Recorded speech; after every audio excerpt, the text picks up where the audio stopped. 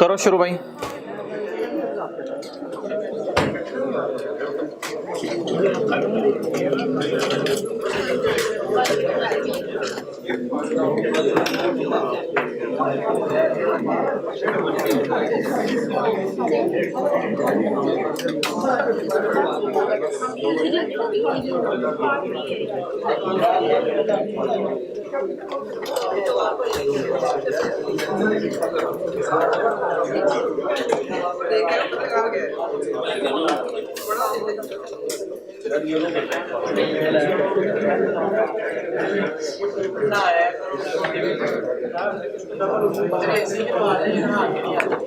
इसी वाला चला दो।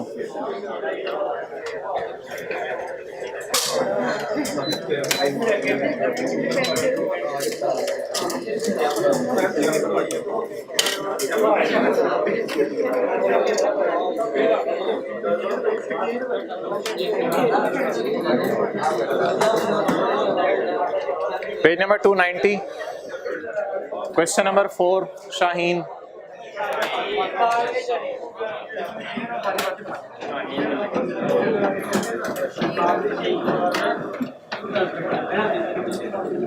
फॉर ईयर एंडेड,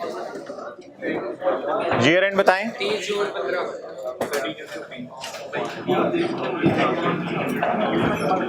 अच्छा, इस सवाल के एडजस्टमेंट्स पे टाइम लगाना है, इसलिए इधर जरा जल्दी नोट करें। नहीं, इधर तो जल्दी नोट करो ना।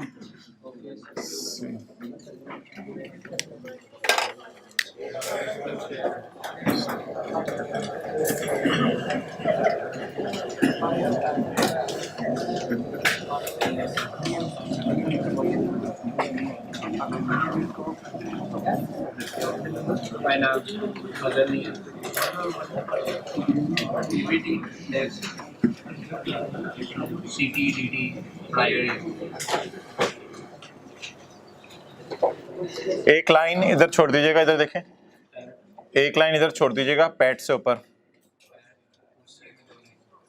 Profit of tax.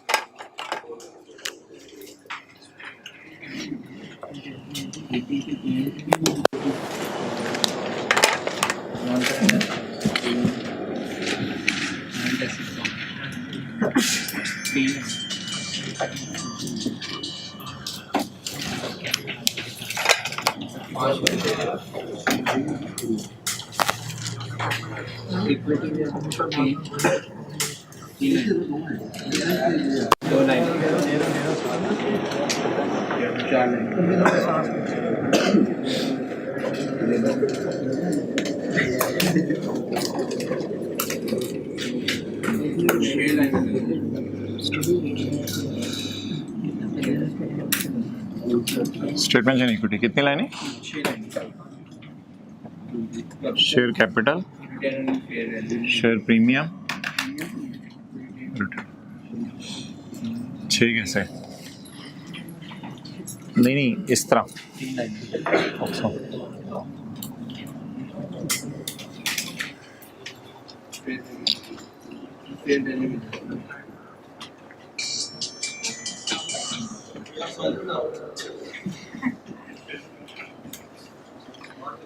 अच्छा जी, नाउ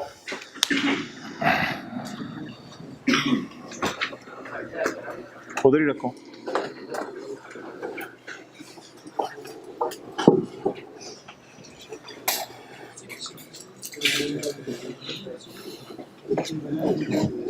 अब ये बीच में जो टाइम मिला उस दौरान sale cost of sale note करते रहना। अभी इधर आ जाएं। Following is the trial balance of Shaheen limited as at 30 June 2015। Sale, manufacturing cost कहाँ जानी है जी? कॉस्ट ऑफ सेल्स में। Selling and admin, selling distribution admin, opening stock. अच्छा यार, ये ना ट्रायल दो किस्म के होते हैं। ट्रायल दो किस्म के होते हैं, कुछ में कॉस्ट ऑफ सेल नज़र आ रही होती है और कुछ में कॉस्ट ऑफ सेल नज़र नहीं आ रही होती। जिसमें कॉस्ट ऑफ सेल नज़र नहीं आएगी ना, उसमें कॉस्ट ऑफ सेल निकालने का डाटा दे देगा, ओपनिंग स्टॉक, परचेजेस। तो इस ट्रायल में देखें कॉस्ट ऑफ सेल नहीं है, इसलिए ना उसने हमें देखें टिक करें, ओपनिंग स्टॉक भी दिया हुआ है, और परचेजेस भी दी होंगी, नहीं दी हुई, तो बस वो मैन्युफैक्चरिंग कॉस्ट के अंदर इसने डाली हुई है, तो क्लोजिंग कॉस्ट ऑफ सेल हम खुद निकालेंगे। जी बिल्कुल। अगर सवाल में चलो अभी एडजस्टमेंट आ रही है पहली, इंटरेस्ट ऑन बोरोइंग, ये फाइनेंस कॉस्ट में जाएगा भाई, फाइनेंस कॉस्ट में। यार अजीब चीज नहीं है, सीटीपी आज नजर आ रहा है ट्रायल के मुंह पे, तो ये पहली चीज जरा ऑब्जर्व करें। आज करंट टैक्स पेबल ट्रायल के मुंह पे क्रेडिट साइड पे नजर आ रहा है, तो करंट टैक्स पेबल आज पहली दफा ट्रायल के फेस पर नजर आ रहा है। कुछ चीजें मुंह से पता चल जाती हैं। Advance income tax, advance income tax हम शो किया करेंगे करंट एसेट्स में, एडवांस इनकम टैक्स। अच्छा, एक डिस्कशन है इसके ऊपर कि एडवांस में जो टैक्स हुकूमत को हमने जमा करवा दिया है और जो करंट टैक्स पेबल है, इधर देख लो ना यार, तो वो बीच में साथ साथ नोट हो जाएगा। करंट टैक्स पेबल है हुकूमत की तरफ, हमने हुकूमत को टैक्स पे करना है और उधर से एडवांस में टैक्स जमा भी करा रहे हैं। इसको प्रीपेड टैक्स भी कहते हैं, प्रीपेड टैक्स। तो एक डिस्कशन है कि इनको नेट किया जा सकता है या नहीं, क्योंकि एक ही पार्टी है। हुकूमत को देने कितने हैं? 2000। हो सकता है नीचे भी कोई करंट टैक्स पेबल पड़ा हो। हुकूमत को देने कितने हैं? हुकूमत को जमा कितने करा दिए मैं? तो एक सवाल है, इसको नेट किया जा सकता है या नहीं। तो भाई उसके लिए एफबीआर से अप्रूवल लेने की जरूरत होती है, इसलिए बाय डिफॉल्ट हम नेट नहीं किया करेंगे। हम इसको अलग जगह शो कर दिया करेंगे और इसको अलग जगह शो कर दिया करेंगे। क्लियर? तो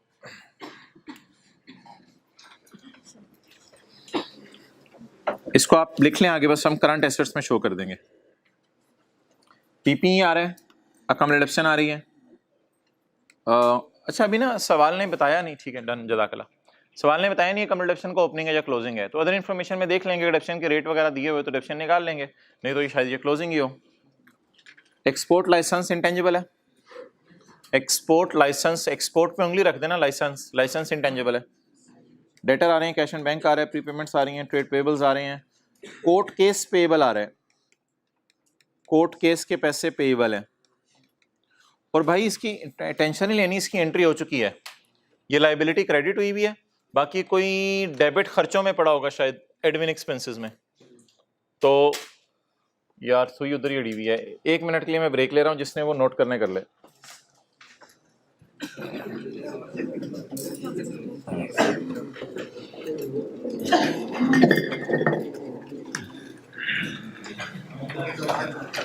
कैमरा उधर करो यार।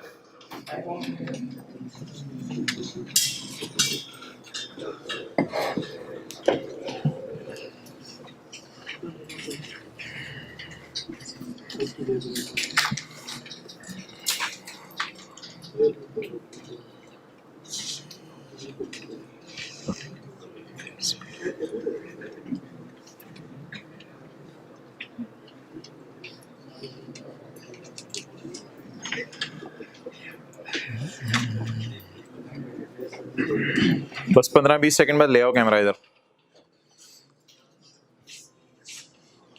सारी जरूरतें पूरी करके बैठा करें क्लास में।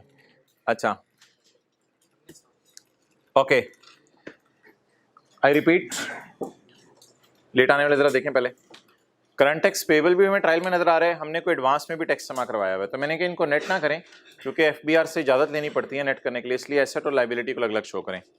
अकाउंट रिडक्शन का पता नहीं ओपनिंग है या क्लोजिंग है। ये ट्रेड ये लाइसेंस हमारा इंटेंजिबल होगा, debtor, cash, other receivable, trade payable, provision for litigation. Court case के पैसे पेबल है, इसका डेबिट कहाँ पड़ा होगा? इसका डेबिट एडमिन एक्सपेंसेस में पड़ा होगा, क्योंकि क्रेडिट तो पड़ा हुआ है ना। लॉन्ग टर्म लोन आ रहा है, डेफर टैक्स आ रहा है, डेफर टैक्स लाइबिलिटी है, डीटीएल लिख लें, डीटीएल है, और ये बेटा है defer tax liability. Share capital है, रिटेन्ड अर्निंग है और इन्वेस्टमेंट्स हैं। इन्वेस्टमेंट्स नीचे जाके देख लेंगे, तो नीचे जाके वैसे मैंने देखा हुआ, लिख लें इन्वेस्टमेंट इन शेयर्स हैं, तो देख लेंगे एफईटीपीएल वाली हैं या एफईटीओसीआई वाली हैं। तो इन्वेस्टमेंट लिख लें, इन्वेस्टमेंट इन शेयर्स 125 पे आ रही हैं। Okay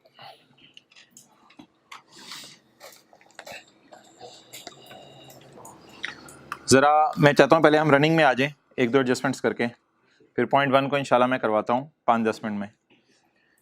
point 2, export license has obtained for exporting a new product, ठीक है जी। एक्सपोर्ट लाइसेंस कितने का? 6000 का। Is obtained for exporting a new product and is effective for first 5 years। इस लाइन को भी छोड़ें। अगर आपको एक बताया जाए, मोबाइल वाले भाई, अगर आपको बताया जाए कि एक बंदे की, कोई बच्चा था बेचारा, वो 5 साल की उम्र में मिसाल के तौर पे फोत हो गया, और तो वो आप बता सकते हैं किस दिन फोत हुआ तो पैदा किस दिन हुआ। इसी तरह तो किसी की डेट ऑफ डेथ बता दी जाए और उसकी ज़िंदगी बता दी जाए तो डेट ऑफ बर्थ निकल सकती है। तो डेट ऑफ परचेज ज़रा मुझे बता दें इसकी। Date of purchase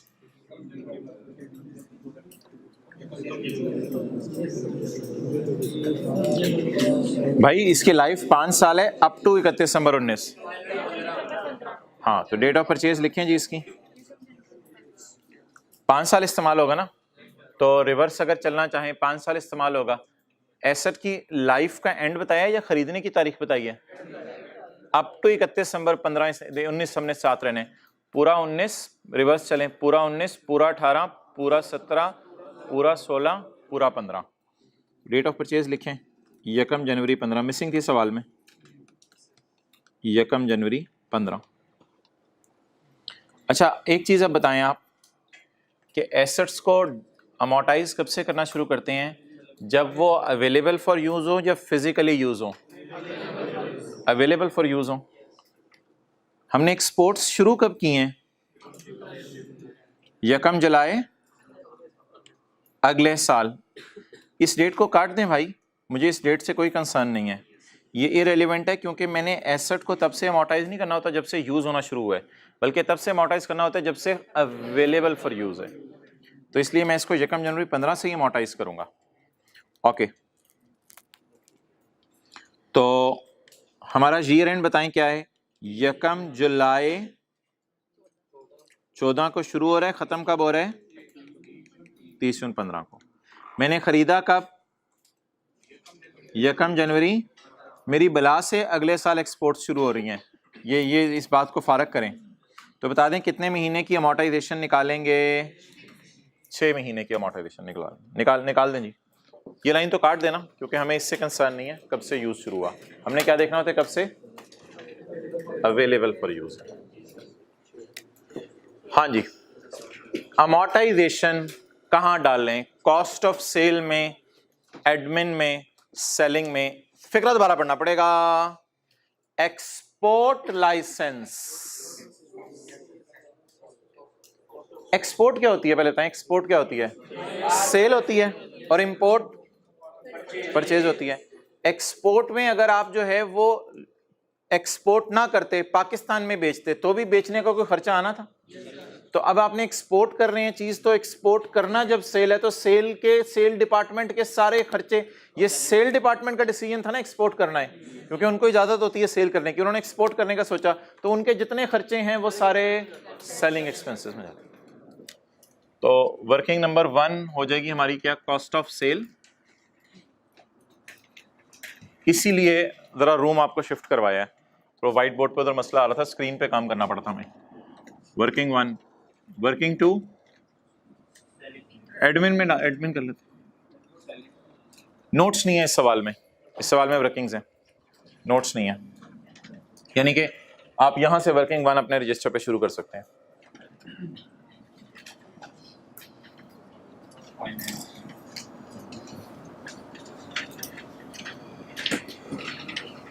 finance cost.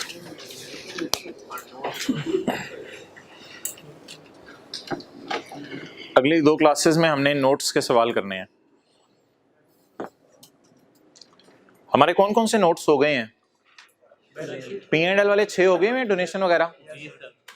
Fixed asset का नोट हो गया, 5 लाख से ज्यादा बुक वैल्यू वाले एसेट्स अगर बिक जाते थे, mode of disposal, particulars of buyer.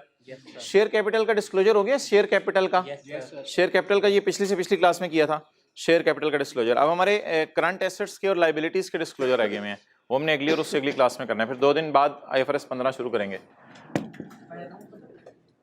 तो हाँ, फाइनल अकाउंट को क्लोज करके IFRS 15 शुरू करेंगे, फिर तो करना ही है ना। चलें जी, बता दें जी एंट्री भाई, अमोर्टाइजेशन की, सेलिंग एक्सपेंसेस डेबिट या अमोर्टाइजेशन डेबिट और एसेट क्रेडिट। तो एसेट को बुक वैल्यू पे मैं मेंटेन कर लूंगा, बस फेस के ऊपर मैं माइनस कर देता हूँ। 6000 का एक्सपोर्ट लाइसेंस है, इसको अमोर्टाइज करवा दें। एक लाइन छोड़ दें, ट्रायल से भी को फिगर्स आती हैं। क्या लिखूं यहाँ पे? अमोर्टाइजेशन खुली खुली करके इधर 6000 बटा 5 तो 1 साल की अमोर्टाइजेशन दे देगा ना मुझे। मुझे कितने महीने की चाहिए? अच्छा, अब क्या डिसीजन हुआ है? रुपीज इन थाउजेंड में हम सवाल करने लगे हैं, ठीक है। तो अमोर्टाइजेशन एक्सपेंस डेबिट और इंटेंजिबल क्रेडिट। मुझे इसकी कॉस्ट ना उठाएं ताकि ट्रायल से मैं 6000 उठा के लिख लूंगा जी। डबल एंट्री होगी, अमोर्टाइजेशन डेबिट और एसेट क्रेडिट।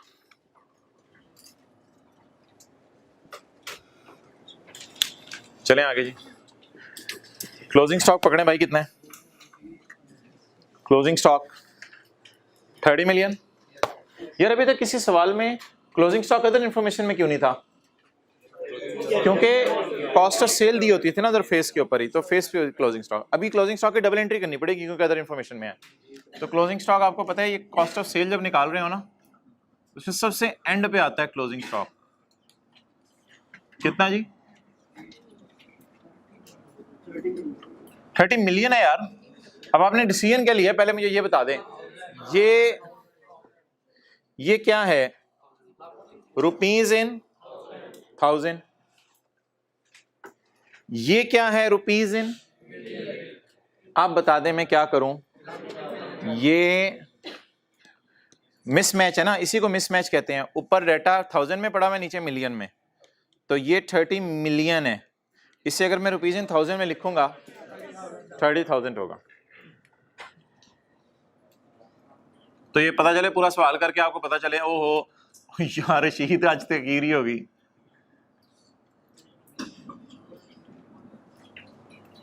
लेकिन डबल एंट्री भाई करनी है क्योंकि किस में आ रहा है? अदर इंफॉर्मेशन में आ रहा है स्टॉक। आप थोड़ा सा ध्यान रखें, मैंने तरतीब याद कराई थी। स्टॉक डेटर कैश में ऊपर क्या आता है?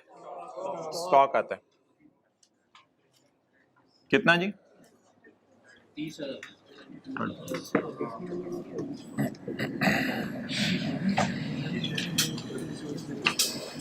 सर ये ज़्यादा इसी काम में अगर हम ये ट्रायल में से चीज़ें पहले कुछ बैकअप में काम करते हैं। ठीक है, ये भी हो सकता है, डिस्कस कर लूंगा मैं इस पे भी। ठीक, कई दफ़ा कोई चीज़ें ऐसी तो उठानी नहीं होती, अदर इंफॉर्मेशन से पता चलती हैं। अच्छा,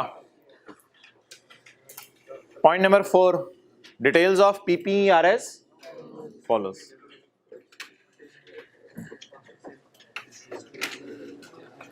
एक काम करें, ट्रायल में भी पीपी नजर आ रहा है, उसको जरा नजर मारें, और अदर इंफॉर्मेशन में भी पीपी नजर आ रहा है, उसको नजर मारें। एक चीज आप ऑब्जर्व करेंगे,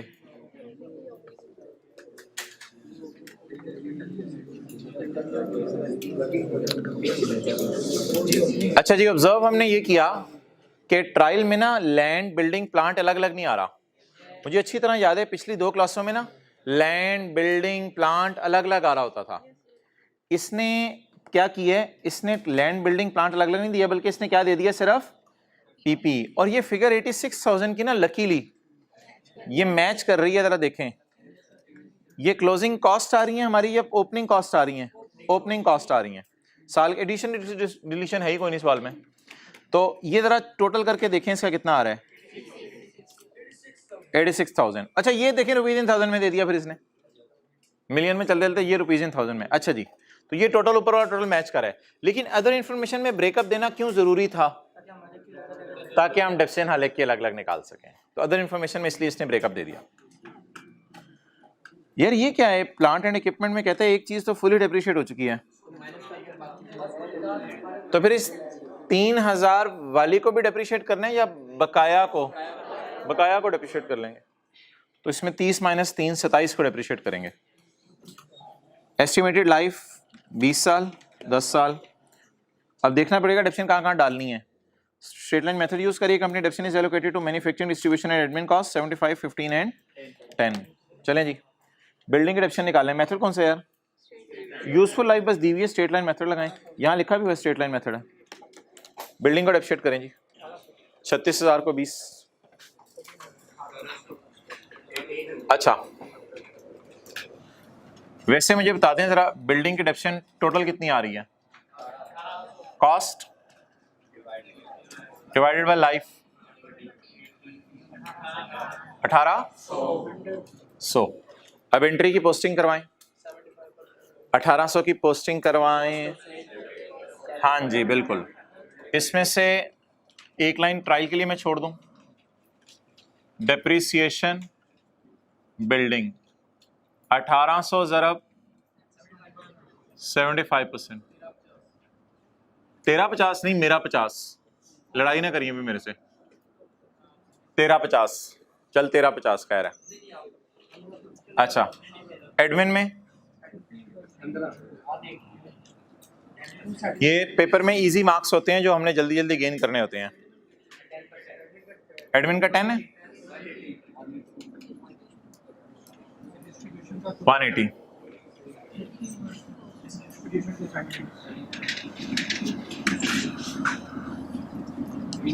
1800 इंटू जी कितना? 270।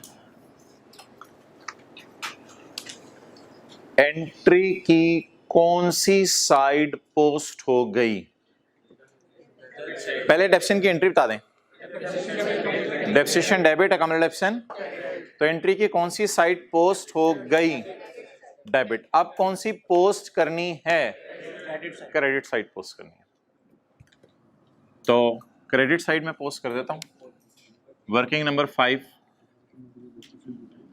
प्रॉपर्टी प्लांट एंड इक्विपमेंट, ये वर्किंग फॉर फाइनेंस कॉस्ट। अच्छा यार क्या मशवरा है आपका? पीपी तीनों अलग अलग शो कर दूं या इकट्ठे शो कर दूं? वर्किंग में तो अलग, इधर लैंड अलग, बिल्डिंग अलग, प्लांट अलग, फर्नीचर अलग। वर्किंग में अलग अलग शो करने वाले हाथ खड़ा करें। अलग अलग शो नहीं कर सकते, असल में ना कॉस्ट का डाटा दिया हुआ है अलग अलग। कॉस्ट का डाटा कर सकते हैं अलग अलग, लेकिन अब फिलहाल इस सवाल में मजबूरी है, अकोमोडेशन अलग अलग नहीं दी हुई, तो इसलिए बस फिर बीडी अकोमोडेशन सबकी उठा लेते हैं। अब और क्या करें, अलग अलग नहीं कर सकते हम, तो इसलिए फिर इधर पीपी के नीचे पीपीई ही लिख दें बस। कॉस्ट लेस अकोमोलेटेड, ये बीडी इंशाल्लाह ट्रायल से उठा लेंगे, बीडी की टेंशन ना लें, ये डबल एंट्री करवाएं।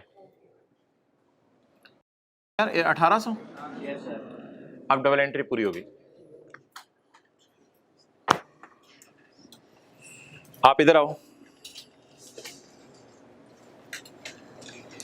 1350 और 180 पे उंगली रखो, उधर होके 1350 और 180 पे उंगली रखो।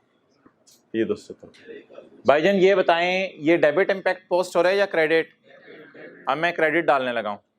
डेबिट 1800 पूरा हो रहा है, 2 हाथ इसके 1 हाथ मेरा, डेबिट पूरा हो रहा है। अब ये क्या हो गया? क्रेडिट। ये क्या कर रहा है और मैं क्या कर रहा हूं इस हाथ से? डेबिट। और इधर क्या हो रहा है? पेपर में इन्विजिलेटर को बुला लेना।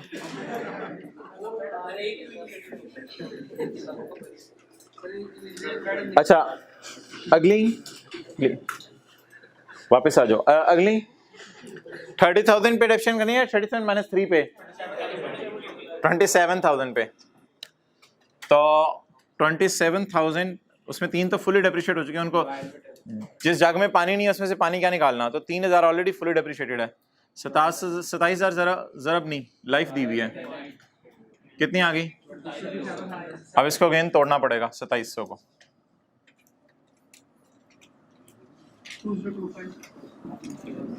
किसकी डेप्रिसिएशन जी?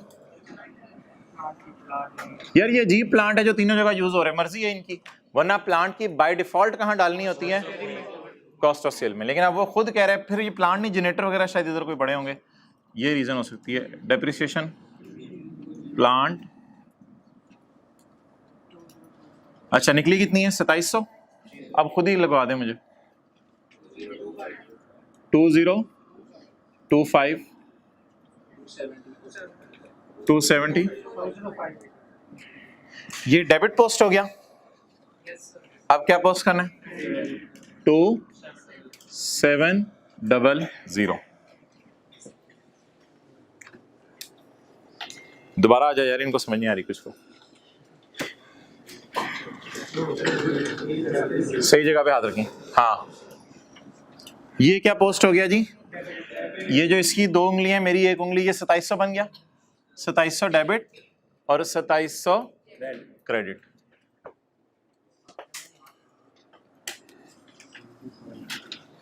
कमेंट्री बंद करेंगे आप? अच्छा,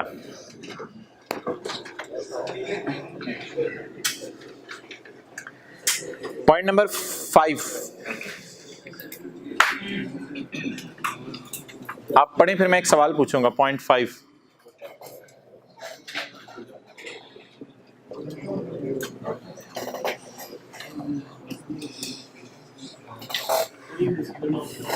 भाई ये एरर है या फिर प्रेजेंटेशन या classification type adjustment? Better presentation के लिए कुछ बता रहे हैं। कहते 6 मिलियन का लोन अगले साल के अंदर अंदर पे कर देना है। लोन कितने? इस तरह की एडजस्टमेंट पास पेपर के क्वेश्चन 1 BSZ में की थी, जिसमें एडवांस सप्लायर से था, उसके 2 हिस्से किए थे, 12 और 4 की फिगर थी, 16 था टोटल। तो कहते हैं इतना लोन 1 साल के अंदर अंदर वापस कर देना है। तो लोन टोटल कितने? 3,1, इसमें से कितना अगले साल पे कर देने? 6 मिलियन नहीं, 6,000। ये कहां चला जाएगा? करंट लायबिलिटी में। और बाकी 2,525, 2,525, ये किस में चला जाएगा? तो इसको इधर ही लिखा रहने दें। ट्रायल का जब मुंह आएगा तो इसको प्रेजेंट कर देंगे 2 जगहों पे। लोन में लोन का पड़े होना कोई हर्ज की बात नहीं है। जितना लोन 1 साल के अंदर अंदर पे कर देना है वो करंट होगा।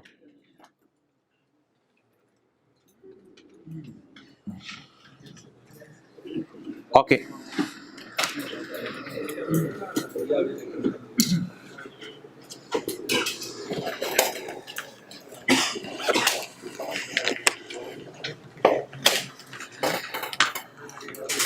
भाईजान ये क्या है? कभी आपने सुना काला, कभी सुना नीला, कभी सुना लाल? काली नदी नीली नदी थी पिछली क्लास में, अब एक नई नदी आने लगी है।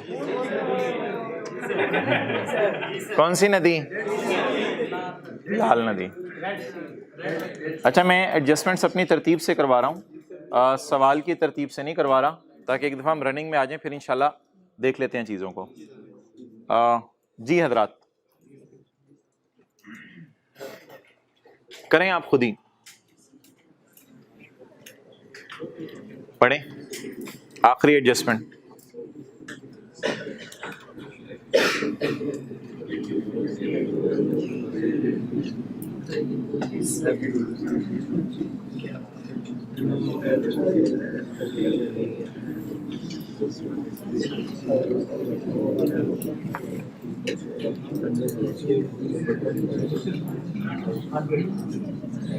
हाँ जी, टी काउंट बनता है ना, आपको याद है? इन्वेस्टमेंट इन शेयर्स में टी काउंट बनता है। टी काउंट में बीडी उठाएं ट्रायल से और टी काउंट बनाने की कोशिश करें।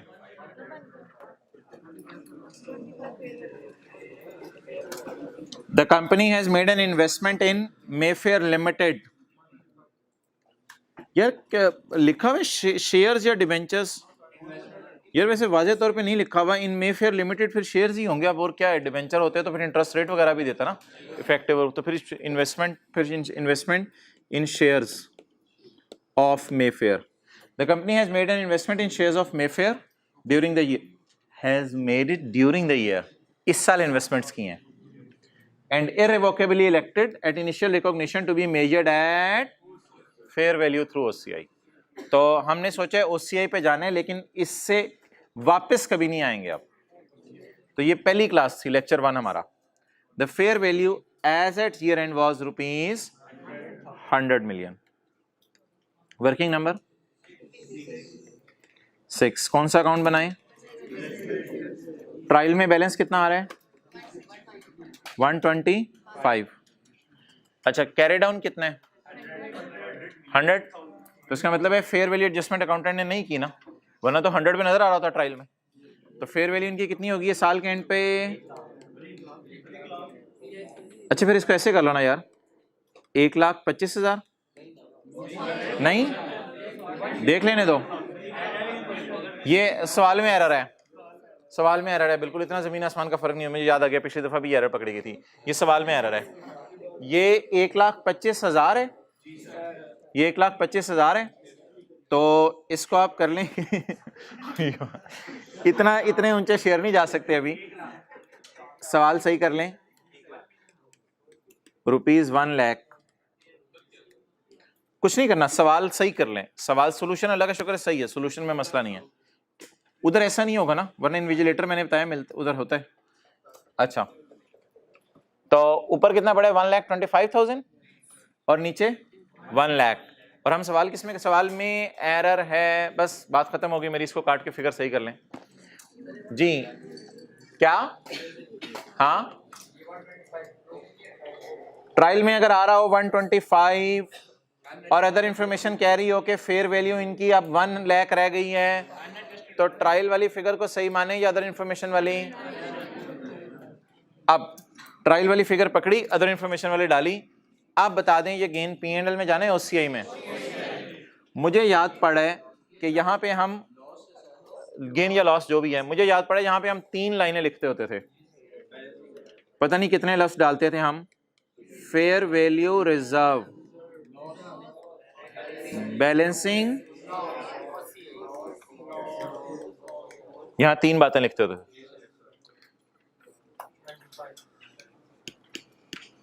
कितना हो गया जी? 25।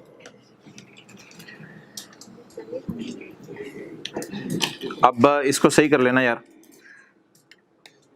चलें जी, जर्नल एंट्री बताएं।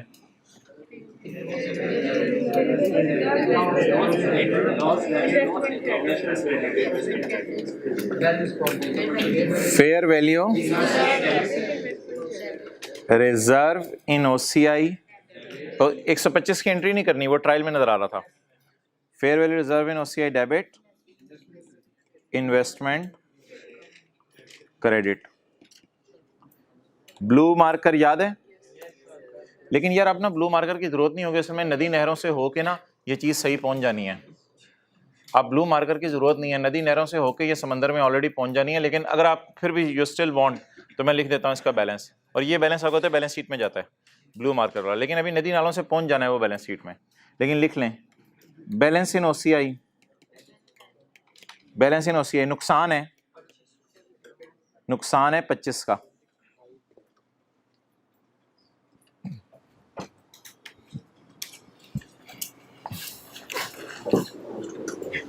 खोलो सोल्यूशन जी ना, फिगर्स उधर 1000 तो नहीं लिखा हुआ? हाँ ठीक है, चलें जी पोस्टिंग करवाएं अब इसकी। आज पहली दफा पोस्टिंग करवाएं इसकी। की भी आपने P&L में डालूं OCI में डालूं? भाई इसकी अभी डबल एंट्री कर लें, इसको कहाँ लेके जाना है वो टेंशन छोड़ें, इसको कहाँ लेके जाना है बाद में नदी नहरों में लेके उसको छोड़ें। एंट्री कराएं जी, OCI में डेबिट, इन्वेस्टमेंट, क्रेडिट हो गई, ये इन्वेस्टमेंट क्रेडिट हो गई, ये साइड पोस्ट हो गई है, इसके बारे में परेशान ना हो, ये क्रेडिट हो गई। और 100 हम इंशाल्लाह उठा लेंगे एंड पे। बैलेंस शीट में क्या जाएगा? 100। जैसे मैंने पिछली क्लास में कहा था DTL का कैरी डाउन बैलेंस शीट में जाएगा, प्रोविजन फॉर ग्रेच्युटी का कैरी डाउन बैलेंस शीट में जाएगा, तो बैलेंस शीट में क्या जाएगा? 100। और अब एंट्री बताएं, OCI डेबिट। अच्छा जी, पैट के आगे क्या? Other comprehensive income. लेकिन आज इसका नाम क्या रखना है? Fair value reserve.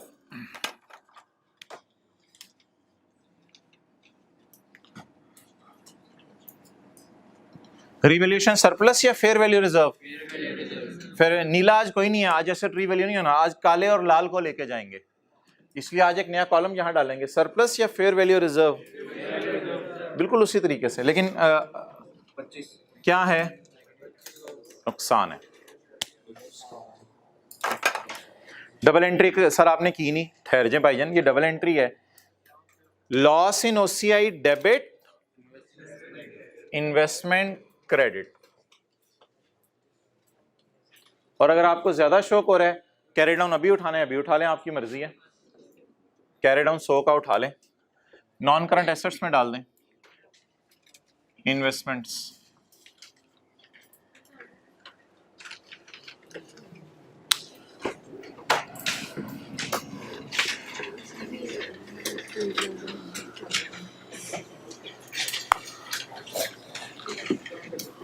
सवाल सही कर लें, मैं बार बार कह रहा हूं सवाल सही कर लें।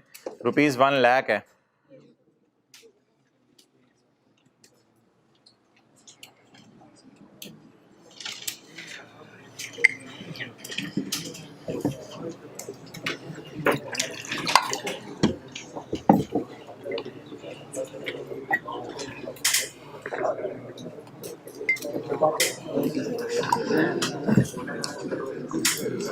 चलो यार कैमरा इधर लाओ भाई, साथ वालों से मत पूछो यार, ये देख लो दोबारा सारा, रिलैक्स रहो। क्या हो गया भाई? लास्ट क्लास में प्रोविजन फॉर ग्रेचुइटी का अकाउंट बनाया था, इधर किसका अकाउंट बना लें? इन्वेस्टमेंट्स का। अब इधर देखो मेरी तरफ जरा, ट्रायल में नजर मार के आओ कितना पड़ा हुआ है, ट्रायल में नजर मार के आओ कितना पड़ा हुआ है? 125। बस उस तरीके से चलो। उधर ट्रायल में पड़ा हुआ था 8 और अदर इंफॉर्मेशन कह रही थी 23। इधर ट्रायल में कितना पड़ा हुआ है? 125। अदर इंफॉर्मेशन क्या कह रही है? उसी तरह चलो। अब खुशी नहीं आ रही, गम आ रहा है, तो fair value reserve balancing loss आ गया जो ओसीआई में जाना है, कितना? इस 25 की मैंने एंट्री आपको करवा दी है। इन्वेस्टमेंट क्रेडिट वो होगी इन्वेस्टमेंट क्रेडिट, और लॉस इन ओसीआई डेबिट।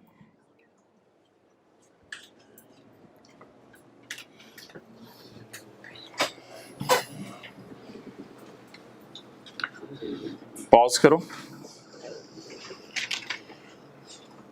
चीजें आएंगी उनको करेंगे हैंडल। शुरू करो, चलें जी। चलो यार अब शुरू से शुरू करते हैं। पहली एडजस्टमेंट नंबर 1, हमारे साल की सेल में मसले पिछले साल की सेल में, पिछले साल की सेल में, सेल लास्ट ईयर। वैसे पता नहीं क्यों उसने 30/14 लिखा, लास्ट ईयर का मतलब ही कौन सा साल है? 30/14। तो किस सेल में मसला है जी? लास्ट ईयर की सेल में। Sale last year include goods, उसमें कुछ चीजें शामिल हैं। सेल लास्ट ईयर में हमने कुछ सेल चीजें डाली हुई हैं जिनका बिल कितना था? 10,000। जिनका बिल कितना था? 10,000। Which were send to a customer on June 25। ठीक है, बिल्कुल 30 जून तो हमारा पिछला ईयर एंड है ना, इससे 5 दिन पहले मैंने कस्टमर को कोई चीजें बेची थी अंडर सेल और, अच्छा सेल और रिटर्न एग्रीमेंट क्या होता है? कच्ची सेल पक्की सेल? कच्ची सेल, कच्ची सेल पक्की सेल? कच्ची सेल। मिसाल के तौर पे जैसे किसी स्टूडेंट को क्लास में बिठाया जाए, 2-3 दिन यार बैठ के देखो, आप टीचर से कंफर्टेबल हो, नहीं तो ठीक है क्लास छोड़ देना, आपको इजाजत है, आप फीस भी ना देना। सिमिलरली ये जो चीजें हमने बेची हैं, मिसाल के तौर पे मैं होंडा एटलस कार्स हूँ और होंडा एटलस कार हूँ, मिसाल के तौर पे मैं शाहीन हूँ, शाहीन कार्स हूँ मैं, शाहीन कार्स हूँ मैं, तो शाहीन कार्स ने सर आसिफ को गाड़ी बेची और सर आसिफ को गाड़ी हमारे साल नहीं बेची, किस साल बेची? एडजस्टमेंट की इंग्लिश बड़ी आसान है। गाड़ी किस साल बेची? पिछले साल, लेकिन सेल में डाल ली है, सेल इंक्लूड, पिछले साल सेल में डाल दी है एट ₹10 मिलियन, जो सर आसिफ को 25 जून को यह कह के बेची थी कि ये शाहीन कार्स वालों ने नया मॉडल गाड़ी का लॉन्च किया है, पसंद आए रख लेना, ना पसंद आए तो वापस कर देना। यहां रुक के बताएं अगली बात पढ़े बगैर,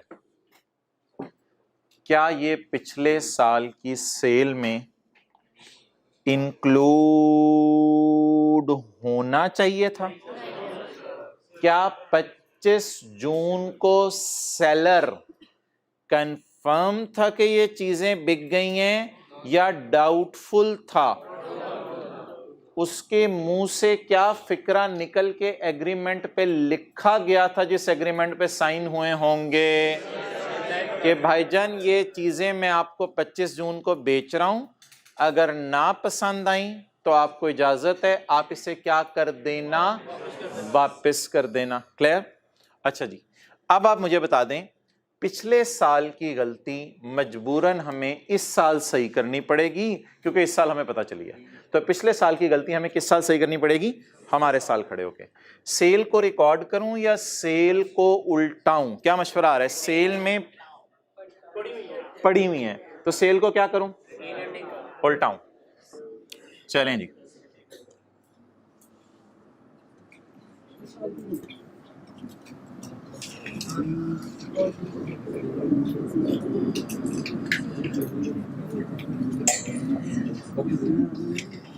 अच्छा एक मजे की बात बताऊं, वो मैं करता हूं, सब कुछ करता हूं, सबर, इस एडजस्टमेंट का टाइम तो पूरा होने दो, सारी चीजें बताऊंगा। अच्छा मुझे ये बताइए यार, आपकी क्या अंडरस्टैंडिंग है कि अगर हमारा सवाल 30/15 का है तो हम कहाँ खड़े होकर ये सवाल सॉल्व कर रहे होते हैं?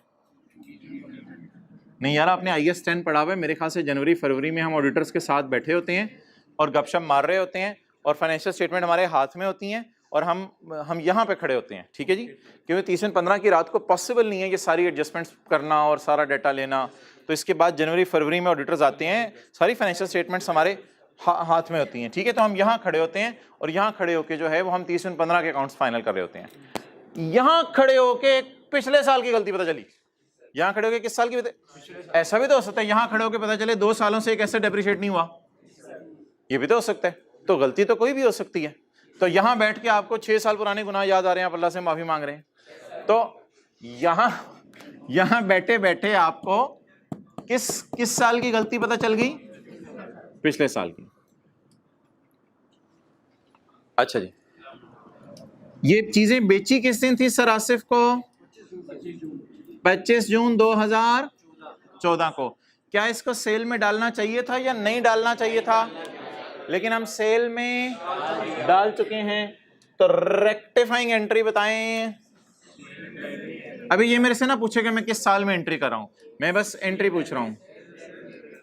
सेल डेबिट और डेटर क्रेडिट 10 मिलियन या 10,000 लिख दें? 10,000 लिख दें।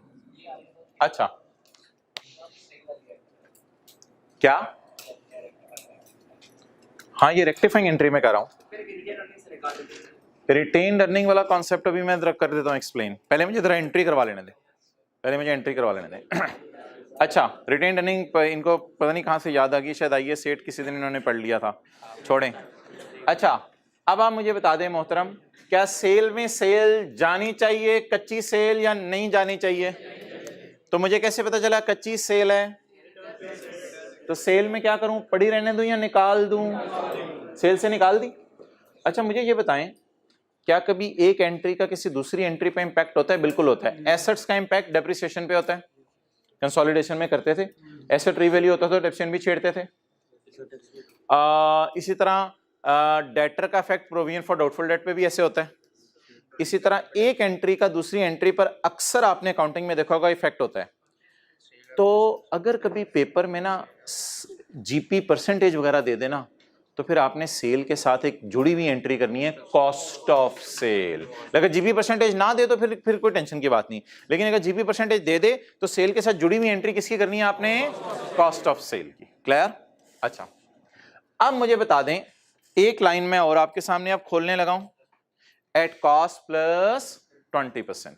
तो मुझे बता दें वो जो कंसोलिडेशन आपने पढ़ी हुई है 10,000 वाली की कॉस्ट कितनी है?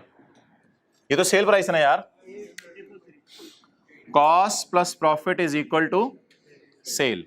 चीजें किस पे बेची जा रही हैं? मार्कअप पे, मार्जिन पे? मार्कअप पे। 100 + 20 इज इक्वल टू 120। तो कॉस्ट अगर मैं आपसे पूछूं 10,000, कंसोलिडेशन में प्रॉफिट निकालना होता है, यहां प्रॉफिट नहीं निकालना, यहां कॉस्ट निकाल रहा हूं मैं, और मुझे गिवन क्या है? सर आपको कैसे पता चला सेल है? सेल इंक्लूड 10,000, तो ये सेल है। सेल पड़ी हुई है 120 पे, मुझे चाहिए इसकी कॉस्ट, 8333। मुझे ये बताएं कि डेटर बढ़ने से प्रोविजन फॉर डाउटफुल डेट बढ़ती है, एसेट बढ़ने से डेप्रिसिएशन बढ़ती है, इसी तरह सेल बढ़े तो कॉस्ट ऑफ सेल भी बढ़ती है, ताकि जीपी इक्वल हो जाए, जीपी बैलेंस हो जाए ना। सेल बढ़े तो कॉस्ट ऑफ सेल बढ़ती है, सेल कम हो तो कॉस्ट ऑफ सेल कम होने की एंट्री बताएं। कॉस्ट ऑफ, और दूसरा इफेक्ट आपको पता है, कंसोलिडेशन इतनी ज्यादा हमने पढ़ी हुई है, दूसरा इफेक्ट तो किस पे जाता है हमेशा? इन्वेंट्री के ऊपर जाता है। तो बताएं जी, सेल उल्टाने की एंट्री, नहीं, सेल उल्टाने की एंट्री, सेल उल्टेगी तो कॉस्ट ऑफ सेल भी उलट जाएगी। कॉस्ट ऑफ सेल उल्टाने की एंट्री, अमाउंट बताएं। मजे की बात सुने, हमने असल में ना इन दोनों को उल्टा के जीपी उल्टा दिया। असल में हमने सेल और कॉस्ट ऑफ सेल को नहीं उल्टाया, इफेक्टिवली हमने क्या उल्टा दिया? सेल का जीपी उल्टा दिया, क्योंकि वो सेल ही नहीं है, वो सेल ही क्या जो करते हुए मुंह से कह दें कि वापस कर देना। ठीक है,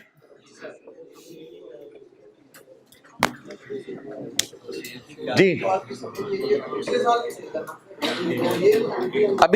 अभी सबर। फिलहाल मैं ये नहीं कह रहा ये एंट्री किस साल करनी है, फिलहाल मैं एंट्री समझा रहा हूं। अच्छा भाईजान ना, एक आखिरी बात आपसे करने लगा हूं, क्या पिछले साल का टैक्स छेड़ना पड़ेगा? पिछले साल का टैक्स छेड़ना पड़ेगा, क्योंकि पिछले साल का टैक्स भी तो छिड़ा होगा ना।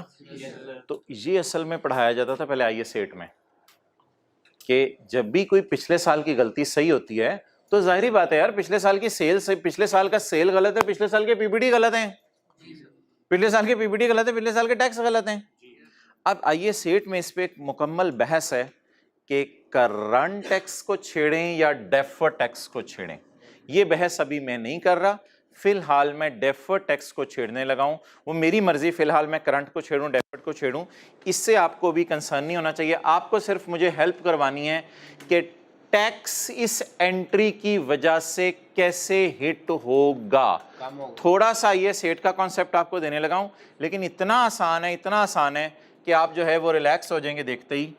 टैक्स का क्या इंपैक्ट होगा जरा देखते रहिएगा। सेल बोले बढ़ रही है या कम हो रही है? एक्सेलेंट, सेल कम हो रही है, सेल डेबिट हो रही है ना, सेल कम हो रही है, कितने से? 10,000 से। ठीक है जी। और बोले सेल कम होने से, प्रॉफिट कम होगा। ये एक वर्किंग सी आपको समझा रहा हूं, माइंड मैप समझ लें। कॉस्ट ऑफ सेल खर्चा है, खर्चा डेबिट नहीं हो रहा, खर्चे कम होने से प्रॉफिट, ये आईए स्टेट में पढ़ाया जाता था किसी जमाने में, खर्चे कम होने से प्रॉफिट। अब बोलें प्रॉफिट कितने से कम हो रहे? ऐसा कभी जिंदगी में आपने किया हुआ? इस गांव से इतने लोग आ गए, इस गांव से इतने लोग आ गए, प्रॉफिट इतने से ज्यादा हो रहा है, प्रॉफिट इतने से कम हो रहा है, ऐसा कभी किया हुआ जिंदगी में? ओवरऑल बता दें प्रॉफिट पे क्या इंपैक्ट पड़ रहा है? 1667 से, कैलकुलेटर हाथों में पकड़ें, 1667 से। एक्सेलेंट। आप फील करें कि ये लेस वाला ज्यादा फिगर है, तो प्रॉफिट क्या हो रहा है? 1667 से कम हो रहा है। क्या ये प्रॉफिट कम हो रहा है या टैक्स कम हो रहा है? टैक्स कम, प्रॉफिट कम हो रहा है, इस पे रेट लगा के टैक्स निकलेगा। ये तो बाप आया है अभी मिसाल के तौर पे, इस पे रेट लगा के टैक्स निकलेगा। इतनी सी, अब प्रॉफिट कम होने से टैक्स कम होता जबरदस्त हो गया। हमें तो खुशी होगी ना, शाहीन को खुशी होगी, शाहीन उड़ता ही नहीं है, सिर्फ खुश भी होता है। प्रॉफिट कम होने से टैक्स कम होने की एंट्री उल्टी कर दें टैक्स कम होने की एंट्री, नहीं सीटी में ना करो ना, ये तो IS 8 की बहस है जो आप लोगों ने नहीं पढ़ा हुआ, आपको कभी ना कभी कराना है शायद 1-2 दिन में, लेकिन ये बहस अभी छोड़ें, करंट टैक्स में जाना है, डेफर्ड में जाना है, ठीक है। ये अभी मैं फिलहाल मैं डेफर्ड में डाल रहा हूँ किसी वजह से, वो IS 8 सिखाएगा हमें। तो आप सिर्फ बता दें प्रॉफिट कम होने से टैक्स कम होगा, तो टैक्स कम होने का मतलब है टैक्स रिकॉर्ड करने या उल्टाना है। टैक्स उल्टाने की एंट्री DTL डेबिट, इससे कोई फर्क नहीं पड़ता, लाइबिलिटी है एसेट है, इसकी टेंशन है, बस DTE क्रेडिट करना है आपने। लेकिन भाईजान किससे? 1667 सवाल के एंड पे जाएं, रेट 20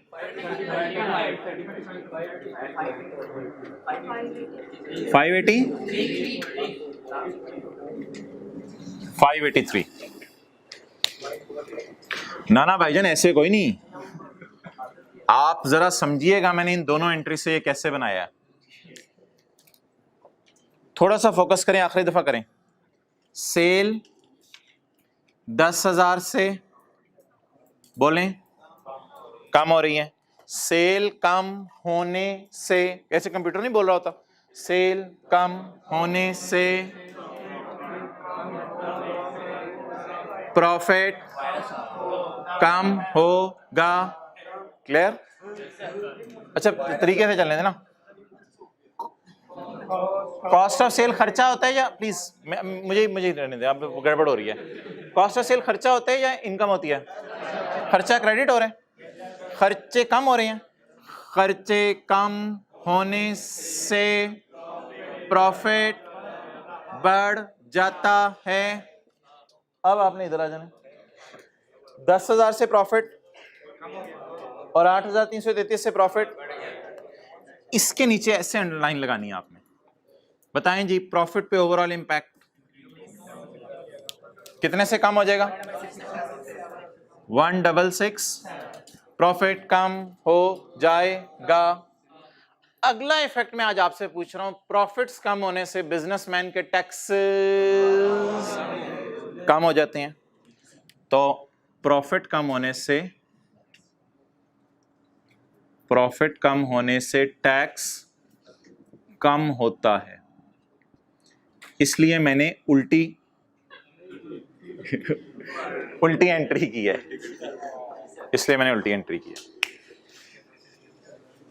जबरदस्त, ये जल्दी हो गया है।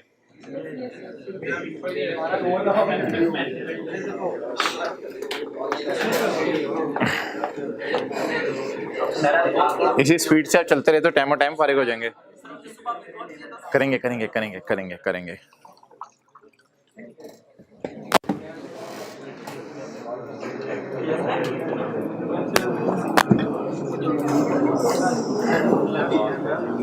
ट्रांजिट यार बार बहने की जरूरत नहीं, अब जो है 1:15 होगा ना। अच्छा भाईजान किस साल की सेल में गलती है? पिछले साल की सेल में गलती, इधर देखें किस साल की सेल में गलती है, तो क्या सेल इस साल वाली कम कर दूं 15 वाली? किस साल की सेल में गलती है? और पिछले साल की सेलें कहां? ओपनिंग रिटेन अर्निंग में। पिछले साल की सेलें कहां? ओपनिंग रिटेन अर्निंग में। क्लियर? अब भाईजान जहां मुझे बताएं रिटेन अर्निंग में क्या क्या जाता है? सेल भी जाती है रिटेन अर्निंग में, पिछले साल गई होगी पैट में, कॉस्ट ऑफ सेल भी पिछले साल पैट में गई होगी, टैक्सेस भी पिछले साल पैट में गए होंगे। तो मोहतरम जहां जहां आपको P&L टाइप चीजें नजर आ रही हैं, बैलेंस शीट टाइप नहीं, P&L, ये तो एसेट है, P&L ये तो लायबिलिटी है, P&L, जहां जहां आपको P&L टाइप चीजें नजर आ रही है ना, उसको आपने लाल कर देना है, उसको आपने क्या कर देना है। और अगर आप इस दिन खड़े होके पिछले साल की गलती सही करें तो आपको कोई राइट नहीं है सेल्स कॉस्ट ऑफ सेल को छेड़ने का, क्योंकि इनमें गलती नहीं हुई। इस साल तो गलती नहीं हुई, गलती किस साल हुई है? और पिछले साल का पैट कहां पड़ा हुआ है? पिछले साल की रिटेन अर्निंग में। वो हमारी ये एडजस्टमेंट मैं इधर पोस्ट करूंगा। ये एडजस्टमेंट मैं इधर पोस्ट करूंगा, statement of change in equity में पोस्ट करूंगा। दोबारा सुन, ये इस किस साल की गलती है? इसकी पिछले साल की गलती है। क्या इन सेल्स कॉस्ट ऑफ सेल्स को हमारे P&L के मुंह पे लाके छेड़ूं? क्यों नहीं छेड़ सकते हमारे P&L के मुंह पे? सेल लास्ट ईयर इंक्लूड, पिछले साल की सेल गलत है, हमारे साल की सेल गलत है, पिछले साल की सेल गलत है। तो भाईजान जब पिछले साल की सेल गलत है तो पिछले साल की सेल सही आज के सवाल में करनी पड़ रही है। पिछले साल की सेल कहाँ है? ये तो इस साल की सेल है यार। पिछले साल की कॉस्ट ऑफ सेल कहाँ है? पिछले साल, ऐसे खामोशी से, पिछले साल का डेफर टैक्स कहाँ है? पिछले साल की सेल कहाँ है? पिछले साल की कॉस्ट ऑफ सेल कहाँ है? पिछले साल के पैट में है, पिछले साल के पैट में है। पिछले साल का पैट कहाँ है? पिछले साल का पिछले साल का पैट कहाँ है? पिछले साल की क्लोजिंग रिटेन्ड अर्निंग में। पिछले साल की क्लोजिंग रिटेन्ड अर्निंग कहाँ है? हमारी ओपनिंग रिटेन्ड, तो इसको ना अब आप कर लें रिटेन्ड अर्निंग।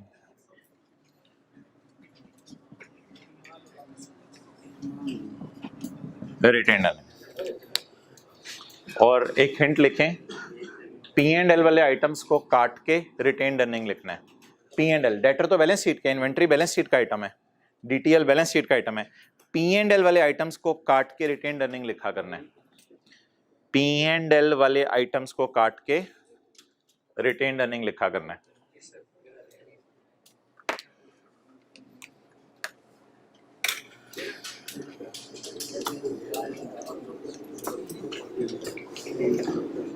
अच्छा यार, अब ये लोग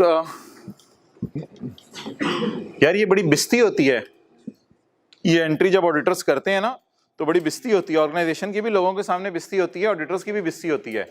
और स्टैंडर्ड कहता है इस बिस्ती को स्टेटमेंट ऑफ इक्विटी के मुंह पे शो करो ताकि लोगों को पता चले तुम लोगों ने पिछले साल गलती नहीं पकड़ी थी। तो अब हमें क्या करना पड़ेगा भाई? अब हमें ओपनिंग्स को तो छोड़ो यार, ओपनिंग्स इंशाल्लाह आ जाएंगे। यहां पे एक लाइन डालनी पड़ेगी, करेक्शन ऑफ एरर। किस साल की?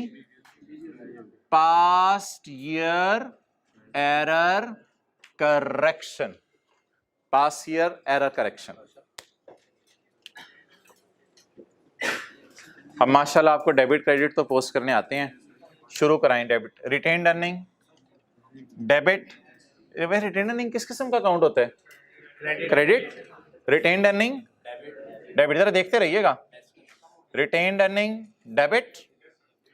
और debtor, debtor debtor debtor credit. Done. Retained earning, balance sheet as on होती है, बैलेंस शीट में पोस्ट कर देते हैं, बैलेंस शीट की टेंशन ही नहीं। बोले बोले बोले बोले रिटेन्ड अर्निंग, डेबिट और डेटर क्रेडिट। आगे बोलें जी। इन्वेंट्री डेबिट, क्लोजिंग को छेड़ूं ओपनिंग इन्वेंट्री को छेड़ूं? ये आप मुझे मशवरा दे दें। क्लोजिंग इन्वेंट्री को छेड़ूं ओपनिंग इन्वेंट्री को? क्लोजिंग तो हमारे साल की क्लोजिंग है ना, मसला तो किस इन्वेंट्री में हुआ होगा? पिछले साल वाली में, क्योंकि ये एंट्री भी पिछले साल की है। तो ओपनिंग इन्वेंट्री को बढ़ाना है कम करना है? इन्वेंट्री बढ़ानी है। और आपको पता है opening stock cost of sale में इधर पड़ा होता है? पता है opening stock cost of sale में इधर पड़ा होता है? Opening stock plus 10,000। इंशाल्लाह इधर भी कोई ट्रायल से भी आएगा कुछ। अच्छा 8333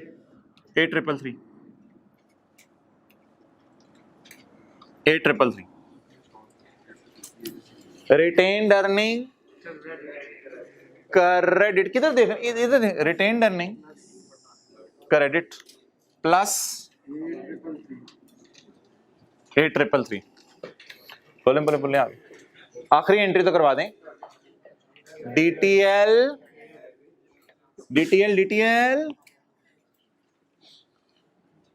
वर्किंग नंबर 8। इस वर्किंग का पहले कोई रेफरेंस दे दो। इसका क्या नाम आएगा? 7 कर लो इसको, फिर इसको 8 कर लो। DTL का अकाउंट खोलो हिम्मत करके, जैसी जरूरत पड़े ना DTL का अकाउंट खोल लिया करें फौरन। DTL दाबत कितने से जी? 580।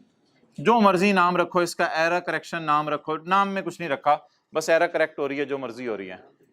तो पिछले साल की पास ईयर की एरर करेक्ट हो रही है जी। वो ओपनिंग ही सही हो जाएगा ना, बीडी में लाके इधर ओपनिंग सही हो जाएगा। अच्छा, और आगे बोले बोले बोले बोले बोले रिटेन क्रेडिट कितने से? 580। अब ये ना कहिएगा इससे बेहतर था, वो गलती करता ही ना। R2 में आ इसे- गया सीधी करते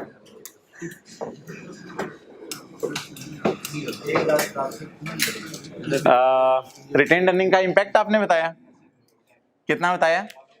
प्लस आ रहे माइनस आ रहे कैलकुलेटर पे? माइनस आ रहा है,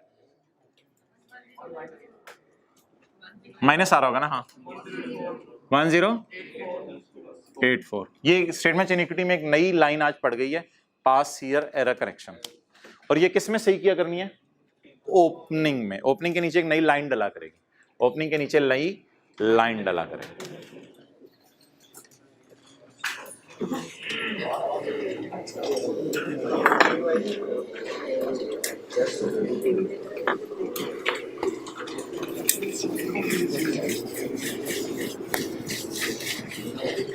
चलें जी, पोस्टिंग रिवाइज करें, पोस्टिंग रिवाइज करें।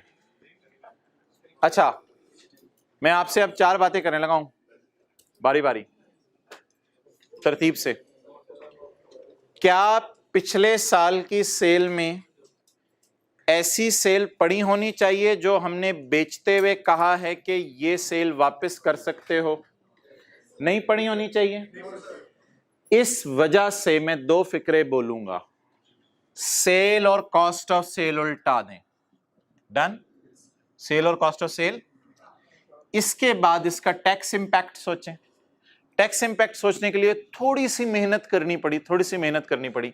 हमें पता है हम बड़े हो गए में, सेल कम होने से प्रॉफिट कम, इस तरह की कुछ हमने सोची और फिर प्रॉफिट पे क्या लगा दिया? Tax rate. अब पोस्टिंग बताते रहे, रिटेन्ड अर्निंग। अच्छा, फिर काटा किन किन चीजों को? P&L वाली चीजों को। और किन को नहीं काटा? Balance sheet. ये तो वैसे balance sheet opening type stock है। अच्छा, अब चलें जी, retained earning, debit, debtor, inventory debit, retained earning, DTL, retained earning, credit. इसको भी मैं मिटाने लगा हूं।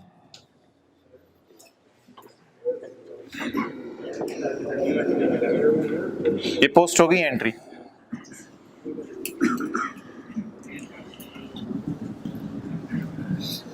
अच्छा,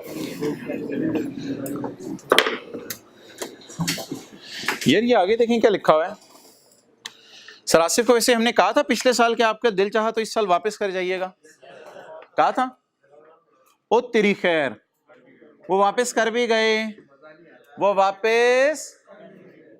भी गए, अभी तक हमने वापस करने पे जो करेक्शन बनती है वो नहीं की।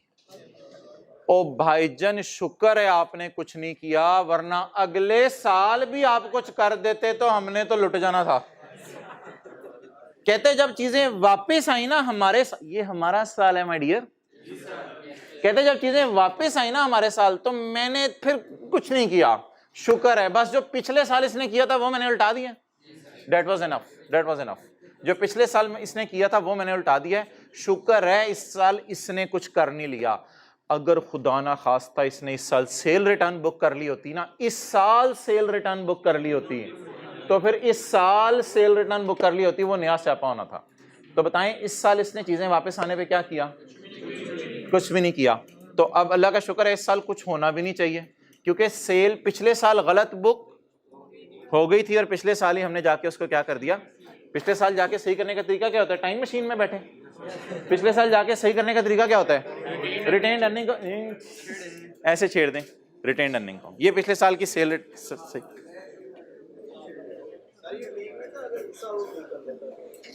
नहीं, ओवरऑल तो सही हो जाना था, लेकिन P&Ls फॉर द ईयर तो गड़बड़ हो जाने थे ना।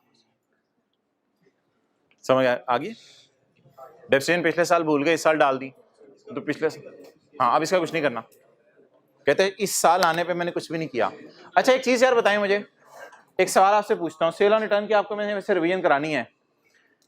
भाई इधर देख, इधर देख, पिछले साल मैंने चीजें बेची इस वादे पे कि वापस कर देना, इस साल वो वापस कर गया। भाईजान इसकी कोई एंट्रियां नहीं होती, दोनों की। एक छोटी सी एंट्री होती है स्टॉक ट्रांसफर होने की, वो IFRS 15 में कराऊंगा। एक आपसे सवाल पूछ रहा हूं, पिछले साल मैंने चीजें बेची, सलासिफ को होंडा ने गाड़ी बेची, कहा दिल चाहते वापस कर देना। ना बेचने की कोई एंट्री होती है, ना वापस आने की कोई एंट्री होती है। वाई? अमानत के तौर पे वो इस्तेमाल कर रहे हैं। तो इस सवाल में क्या हुआ, पिछले साल तो सेल में डाल बैठा बेचारा, लेकिन इस साल उसने कुछ भी, तो शुक्र है इस साल तूने करना भी कुछ नहीं था, पिछले साल की सेल बस मैंने उल्टा दी जी। अगर वो करेंगे IFRS 15 में, तो जो वो चीज आधी वापस आती, वो बाकी आधी सेल में डालते, लेकिन वो इस साल सेल में डाल ली थी, क्योंकि पिछले साल स्टिल सेल नहीं थी। इसकी मैंने रिवीजन करानी है थोड़ी सी और।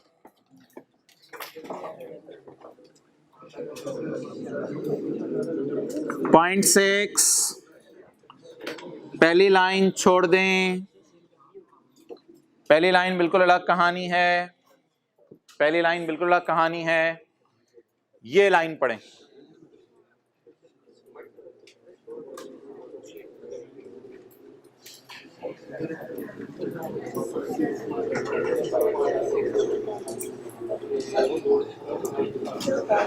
लिखें करंट टैक्स की फिगर नहीं दी आज, पिछली 2 क्लासों से करंट टैक्स की फिगर दे रहा है, लिखें करंट टैक्स की फिगर नहीं दी, फिगर नहीं दी उसने करंट टैक्स की।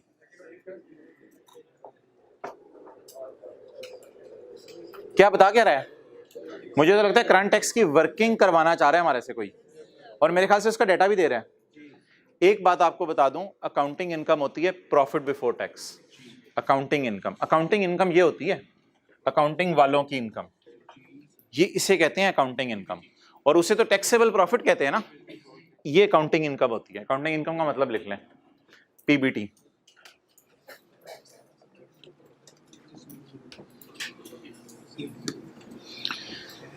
जी भाईजान, अकाउंटिंग इनकम का मतलब PBT।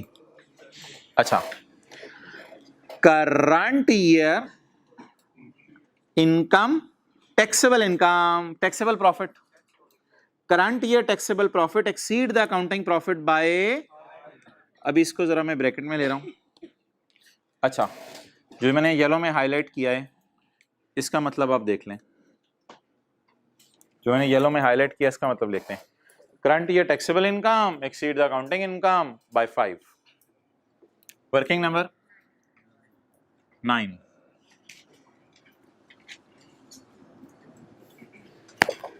इस इनकम को हम क्या कहते हैं, बोले PBT, लेकिन आज इसका नया नाम क्या पड़ा? अकाउंटिंग प्रॉफिट तो नाम पड़ा हुआ था, लेकिन इसका नया नाम अकाउंटिंग इनकम। और ये टैक्सेबल प्रॉफिट लिखते हैं हाँ, या हम टैक्सेबल इनकम लिखते हैं? हम वैसे टैक्सेबल प्रॉफिट लिखते हैं, लेकिन जिन्होंने टैक्स पढ़ा हुआ है वो अक्सर टैक्सेबल इनकम भी लिखा करते थे।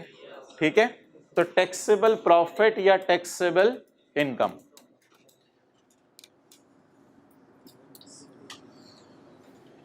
सारे हजरात इधर मुतवज्जे हों।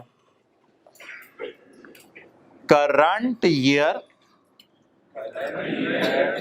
Taxable income exceed the accounting income by 5। ये 5000 ज्यादा है। इसका क्या मतलब है? अगर ये लाख है तो ये 1 लाख, सादा सी बात है। अगर ये 2 लाख है तो ये 2 लाख। ओए यही लिखे है ना उन्हें, कौन सी बात मुश्किल कर दी है? ओ भाईजान, अब हमें ब्रेक लगानी पड़ेगी, हमें पूरा ट्रायल पोस्ट करना पड़ेगा, पूरा ट्रायल पोस्ट करके सारे टोटल करने पड़ेंगे, हमें PBT निकालना पड़ेगा, जो PBT निकलेगा उसे यहाँ डालेंगे। ज्यूम क्यों करूं? क्या मतलब आप, मैं पागल हूं PBT ज्यूम कर लूं? PBT यहां से निकलना है यार। एज्यूम करने की क्या जरूरत है, बोंगी क्यों मारनी है, पीपीटी तो यहां से निकलना है, तो मैं ऐसे ही पीपीटी एज्यूम कर लाओगे, एज्यूम क्यों करना है, पीपीटी तो यहां से निकलना है। तो अनलकीली इस सवाल में यहां हमें ब्रेक लगानी पड़ी, और अब हम ट्रायल के मुंह पे जाएंगे, ट्रायल के मुंह पे जाके क्या निकालेंगे, बोले पीपीटी। चलें जी स्टार्ट करें। अच्छा वो ना एग्जामिनर मैं बड़े ऐसे अप्रिशिएट करूंगा, वो बड़ा अक्लमंद बंदा था, उसने नीचे दोनों ऐसी एडजस्टमेंट छोड़ी हुई हैं जो P&L को हिट नहीं करती, क्योंकि उसको पता था पीबीटी यहाँ निकालना पड़ना है। ये वाली एंट्री डिविडेंड की है, ये स्टेटमेंट इक्विटी में जानी है, और ये भी बार बार OCI में जानी है, ठीक है। तो बड़ा अक्लमंद एग्जामिनर था, उसने इससे नीचे P&L की कोई एडजस्टमेंट नहीं डाली हुई, क्योंकि उसे पता था यहाँ तक निकलते हुए क्या चाहिए, पीबी, इस एडजस्टमेंट पे हमारी ब्रेक लग गई एंड वी नीड पीबीटी। चलें जी हिम्मत करें, ट्रायल का फेस शुरू करा दें, वो जो आखिर में हम काम करते होते थे आज शुरू में ही करना पड़ा है। सेल कितनी जी, 2 लाख। कॉस्ट ऑफ सेल नहीं है, मैन्युफैक्चरिंग कॉस्ट अवेलेबल है ना, तो ये 100 ले लें।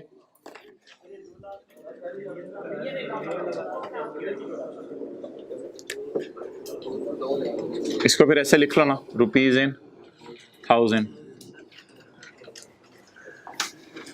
मैन्युफैक्चरिंग बोलें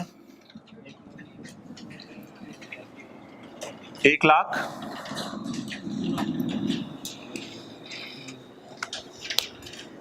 selling and distribution 35,000,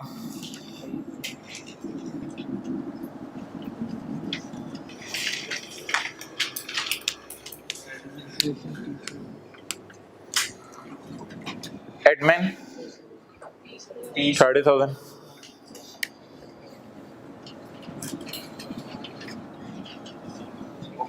opening stock 23,000, opening stock 23,000, उसमें एक एडजस्टमेंट है जमा 8333 वाली, opening stock 23,000। Interest on loan, loan का इंटरेस्ट रेट वगैरह दिया नहीं हुआ, तो इंटरेस्ट इसलिए इसने खुद निकाल के दे दिया। Interest 5,000। Provision for tax, provision for, यार इसको पेंडिंग छोड़ दें जरा, इसको पेंडिंग छोड़ दें, मेरे कहने पे पेंडिंग छोड़ दें। Advance income tax 6,000। Advance income tax को मैंने क्या कहा था, कहाँ शो कर दें, करंट एसेट्स में। एडवांस टैक्स कितना जी, प्रीपेड टैक्स टाइप है, एडवांस टैक्स। आगे पढ़ें। पीपी 86,000 और 12,000 का रिडक्शन, ये 12,000 ओपनिंग है,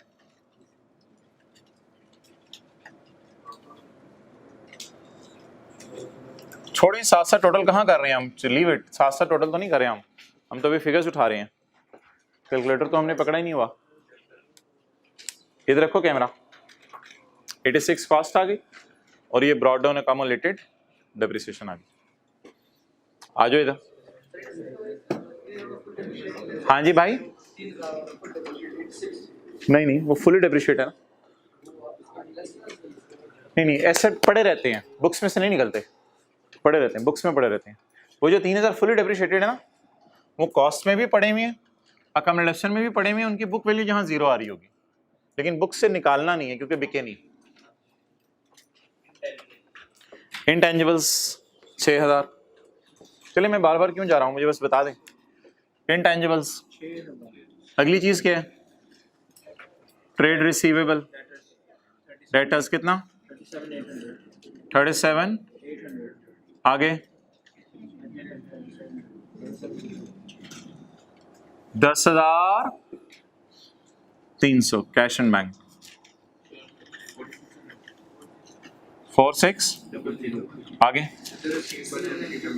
अदर रिसीवेबल एंड प्रीपेमेंट, ये ऊपर आना चाहिए सूली तौर पे कैश एंड बैंक से, अगर आप नेस्ले की फाइनेंशियल, ये ऊपर आना चाहिए, कैश एंड बैंक सबसे नीचे आता है। बहरहाल अदर रिसीवेबल एंड प्रीपेमेंट्स 14,000, आगे चलें। ट्रेड पेबल्स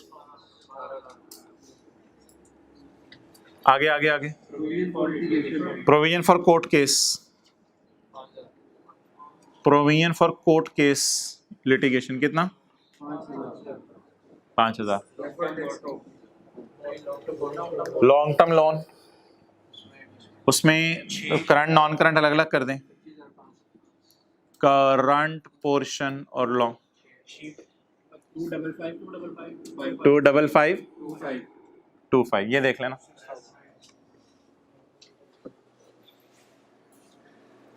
करंट में कितना डालना है? 6,000 और नॉन करंट में 255। करंट पोर्शन ऑफ लोन बोले 6,000। आगे चलें। डेफर टैक्स कितना जी? 5,000। चले आगे चलें। Share capital 60,000। रिटेन्ड अर्निंग 20,000 में भी एक मसला आना है वैसे, वो एक डिविडेंड की एडजस्टमेंट है, बहरहाल देखेंगे वो 20,000। चलें आगे।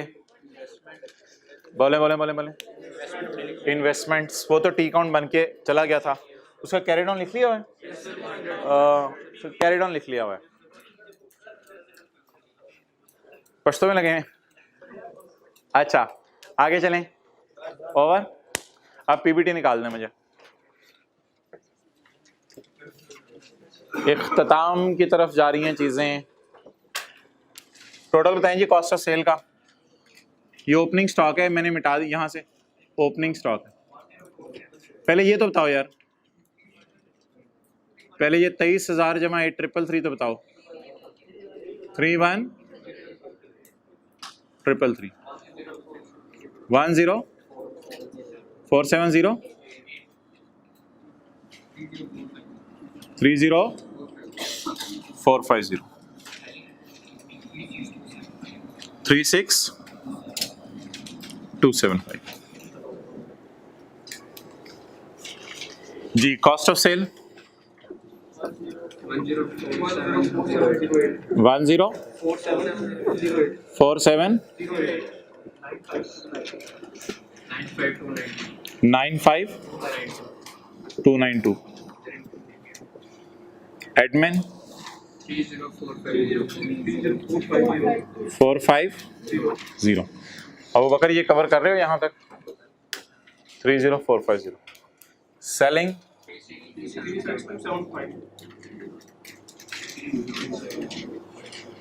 फाइनेंस, हाँ जी 2-3। यार ये बादशाह है ना, देखा जिसने हमें कितना रोला है। हमारी आदत पड़ी हुई थी एंड के ऊपर पीबीटी निकालने की, ये बादशाह है, इसने कहा भाईजान मैनू पहले कटो बाकी बाद से। कहते हैं बादशाह आएगा तो सीटी डीटी आएगा। अब एज्यूम करें पीबीटी या आप गिवन है, तो गिवन था यार, सवाल में हद हो गई यार। ये देखें सवाल में गिवन है 23567।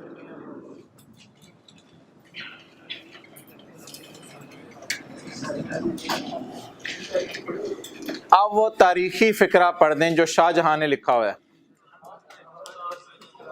शाहीन के सवाल में शाहजहां ने क्या लिखा हुआ है जिसकी वजह से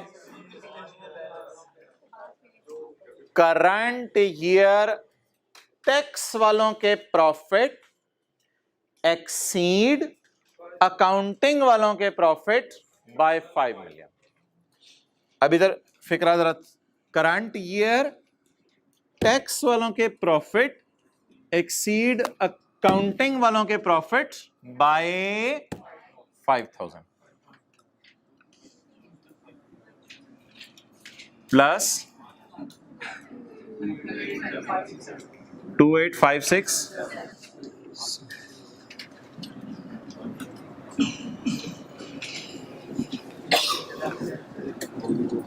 टैक्स निकाल दें एट द रेट ऑफ। यार में से ये बहस ना कीजिएगा ट्रायल में कौन सा करंट टैक्स पेबल पड़ा है, वो मैं आपसे बात करूंगा। ट्रायल में कौन सा करंट टैक्स पेबल पड़ा है, अभी ये बहस मेरे से ना कीजिएगा। Tax at the rate of 35%। 9,998 entry क्या है इसकी? 9,998। ये क्या, ये किधर है, एड लेस, ये किधर गया एड लेस? बस ठीक है, नहीं है डाटा अवेलेबल, नहीं, उसने डायरेक्ट दे दिया। तो 998 की एंट्री करें। करंट टैक्स एक्सपेंस डेबिट और प्रोविजन फॉर टैक्स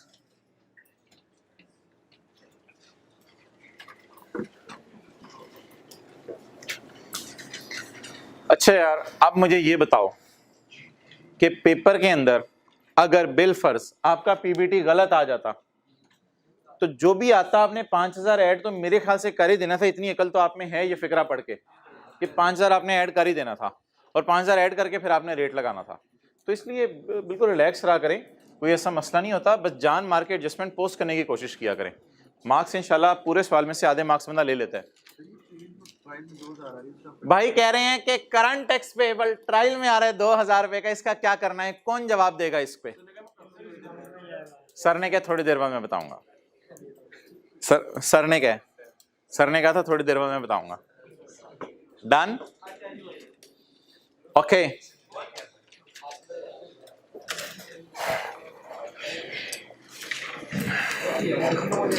अच्छा जी, ओ भाईजान डेफर टैक्स कहां से निकालें? ओ भाईजान वो डिविडेंड है अगला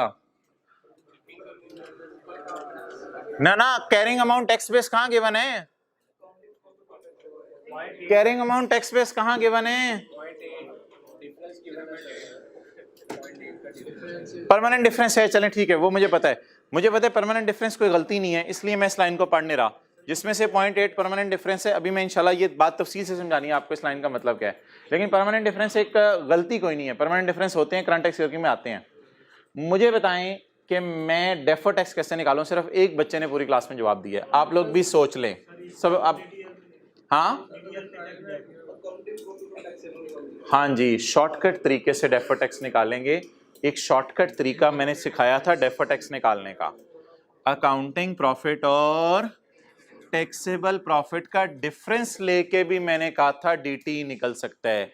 ये बात कितने लोगों को थोड़ी थोड़ी याद आ रही है कि अकाउंटिंग प्रॉफिट और टैक्सेबल प्रॉफिट? अब ऐसा करते हैं कि कोई नहीं, हम 10 मिनट अपने ज़ाया करते हैं, इस बात को रिवाइज करते हैं, इस बात को रिवाइज करते हैं। नहीं नहीं, अब ये जबरदस्ती ना कहीं याद आ गया, हद होगी यार। वेपन को जंग लग गया है तो फिर वेपन निकालो। IAS 12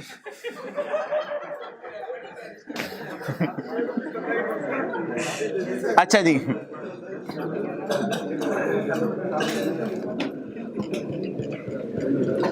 past paper question 6 IAS 12 volume 1।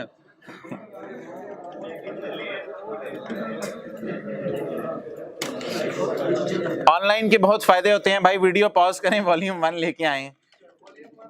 अच्छा, वॉल्यूम 1 छू मंतर वॉल्यूम 1 आपके हाथ में होगा, आंखें बंद करें, आपके हाथ में होगा वॉल्यूम 1। वॉल्यूम 1 आपके कदमों में, किताब नहीं कदमों में। अच्छा,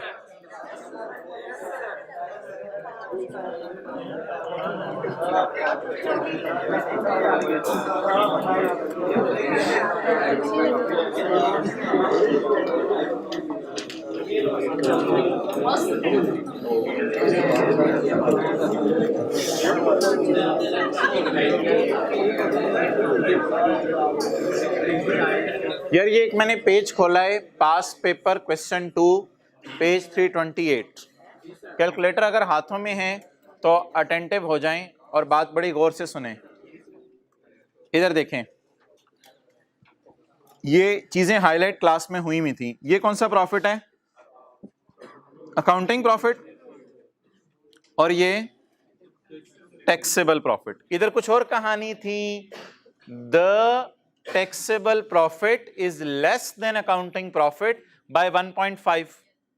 इधर तो इस तरह की कोई कहानी थी, ठीक है जी। अच्छा, मैंने आपको यार कहा था कि शॉर्टकट में ना इन दोनों को कंपेयर करना होता है, अकाउंटिंग प्रॉफिट और टैक्सेबल प्रॉफिट को, लेकिन एक और चीज मैंने कही थी कि परमानेंट डिफरेंस का इफेक्ट डाल के परमानेंट डिफरेंस को कंसिडर करना होता है, परमानेंट डिफरेंसेस को देख के चलना होता है। अब इसका तरीका मैंने आपको ये बताया था कि आपने चार कॉलम बनाने हैं। अकाउंटिंग वालों का प्रॉफिट नहीं, कैरिंग अमाउंट टैक्स बेस नहीं, टैक्स वालों का प्रॉफिट, टैक्सेबल प्रॉफिट और डिफरेंस और टैक्स। इसे मैंने कहा था अकाउंटिंग प्रॉफिट को एडजस्ट करना है। कैसे करना है देखते रहें। प्रॉफिट कितने 60, इसमें से माइनस करना है 6 नजर आ रहे, परमानेंट डिफरेंस है ना, कोई एग्जाम्प्ट इनकम है, कैपिटल गेन इनकम।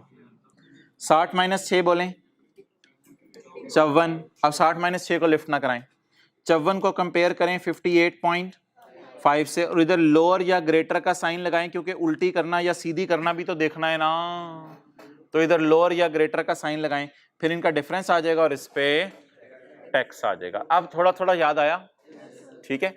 तो किस किस का डिफरेंस लेना होता है, अकाउंटिंग प्रॉफिट का और साथ कौन सी इनकम लेनी होती है, या एग्जेम्प्ट इनकम या पेनल्टी वगैरह। क्लियर, पेनल्टी वगैरह ऐड होती है और एग्जेम्प्ट इनकम वगैरह। एग्जेम्प्ट इनकम को भी परमानेंट डिफरेंस कहते हैं, पेनल्टी को भी परमानेंट डिफरेंस कहते हैं। ओके, और इसके बाद एक चीज मैं और रिवाइज कराऊंगा साथ ही, वो ये कि इसका फॉर्मेट एक पेज पे बना हुआ था, पेज नंबर 255 पे, पेज 255 पे, हाँ शुक्र है, ये पेज 255 पे इसका फॉर्मेट भी बना हुआ है। एडजस्टेड अकाउंटिंग प्रॉफिट चाहिए होते हैं, टैक्सेबल प्रॉफिट चाहिए होते हैं, इनका डिफरेंस चाहिए होता है, और अकाउंटिंग प्रॉफिट को एडजस्ट कैसे करते हैं, plus fine minus exempt income, ये चीज अभी छोड़ें। और ग्रेटर हो तो लोअर हो तो सीधा या उल्टा करना, ये सारा बताया था। Important note for students, income statement using paper if carrying amount and tax based data is, अब carrying amount tax based data सवाल में अवेलेबल नहीं है तो मजबूरन अकाउंटिंग, और टीटीडी बाप बेटे का भी कोई जिक्र नहीं है, तो मजबूरन अकाउंटिंग प्रॉफिट और टैक्सेबल प्रॉफिट से खेलना पड़ेगा, इसलिए सवाल में परमानेंट डिफरेंस दिया हुआ है। अब आपने मुझे बताना है परमानेंट डिफरेंस फाइन है या एग्जेम्प्ट इनकम है, ये आपके लिए चैलेंज में दे रहा हूं। परमानेंट डिफरेंस फाइन है या एग्जेम्प्ट इनकम है, नहीं बताया हुआ उसने। 0.8 मिलियन और permanent differences,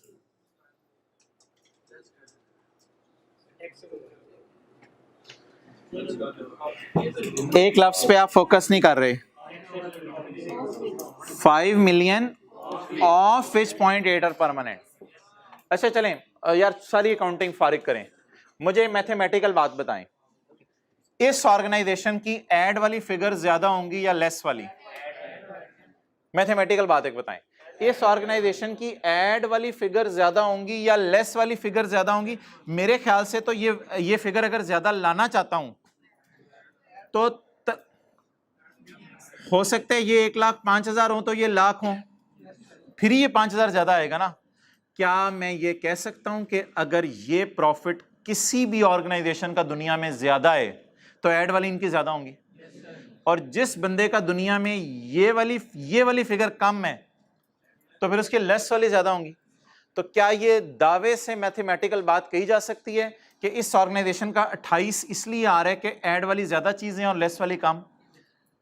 5,000 of which 0.8 is permanent. अब बता दें ये कौन सा वाला परमानेंट है, फाइन वाला। ये कौन सा वाला परमानेंट है, फाइन पेनल्टी वाला। क्या लिखा हुआ है 5,000। आप सारी बात पढ़ें, current year taxable income exceed the accounting income by 5 of which, अब वो बता दें 0.8 है, लेकिन 0.8 को मैं 0.8 लिख नहीं सकता ना, 0.8 होता है 8 लाख, तो 8 लाख को कैसे लिखूं।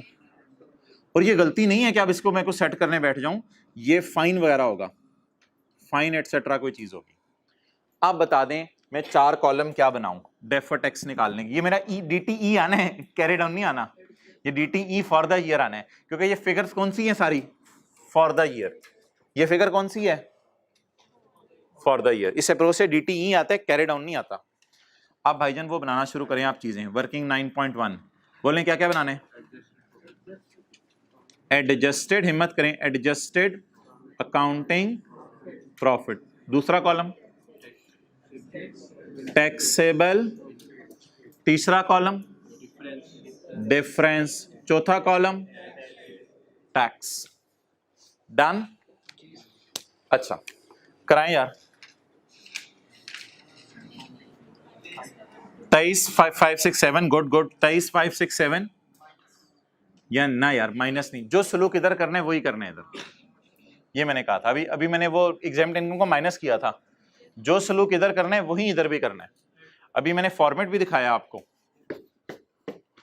अभी मैंने फॉर्मेट भी दिखाया आपको IAS 12 के अंदर।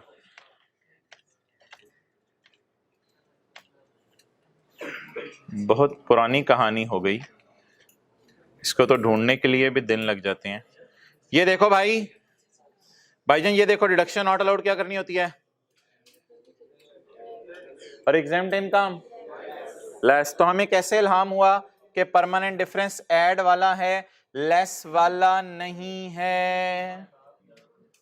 ऑफ विच, 5 में से।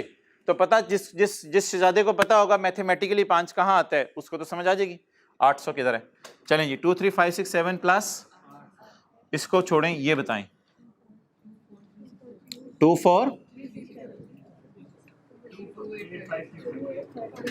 2, 8, 5, 6, 7 डिफरेंस टैक्स 1470। नाउ इस एडजस्टमेंट में अगला सवाल मेरा, आप बताएं इसको उल्टाना है या इसको रिकॉर्ड करना है। DTE डेबिट DTL क्रेडिट या DTL डेबिट DTE क्रेडिट। थोड़ी सी मैं आपको हेल्प कर दूं, ये फिगर कम आ रही है। अगर पेपर में कभी फंस जाएं तो एक तो तरीका ये होगा दलदल से निकलने का, लॉजिक सोच लें। 24 कमा रहा हूं मैं आज, टैक्स वाले 28 पे टैक्स मांग रहे हैं। आगे जरा सोचें, मैंने 24 कमाया, उन्होंने 28 पे टैक्स मांगा, मेरे ख्याल से मैंने ज्यादा टैक्स दे दिया। जब ज्यादा टैक्स दे दिया तो मैं अब लायबल फील नहीं करूंगा बल्कि मैं एंटाइटल्ड फील करूंगा। तो डेफर्ड टैक्स एसेट वाली एंट्री बनानी है, लायबिलिटी वाली नहीं। लेकिन DTAL इंटरचेंजेबली यूज होता है, वो आपको पता है। दोबारा सोच लें लॉजिकली, कमाया कितना, टैक्स किस पे दिया, तो और टैक्स देने के लिए लायबल फील करूं या बल्कि ज्यादा टैक्स दे रहा हूं, ज्यादा टैक्स दे रहे हैं तो ज्यादा टैक्स देने की वजह से एंटाइटल्ड फील करूं। तो मैंने आपको कहा था समझने के लिए लिख लिया करें एसेट बनाना, लेकिन स्लैश लायबिलिटी लिखने में कोई हर्ज नहीं है। तो अकाउंट और लायबिलिटी का असल में ऊपर पड़ा हुआ है ना। और यहां से भी देख लो यार, यहां से देख लो, छोड़ो पर यार ये लॉजिक शोजिक याद नहीं रहती। ये देखो यार, if adjusted accounting profit is less than taxable profit, if adjusted accounting profit is less than, तो मैंने आपको कहा था ये एंट्री होगी DTL या A डेबिट और DTE, तो ये एंट्री याद कर लेना। तो ये एंट्री भाईजान बनेगी क्या, 1470। डबल एंट्री पोस्ट कराएं इसकी 1470।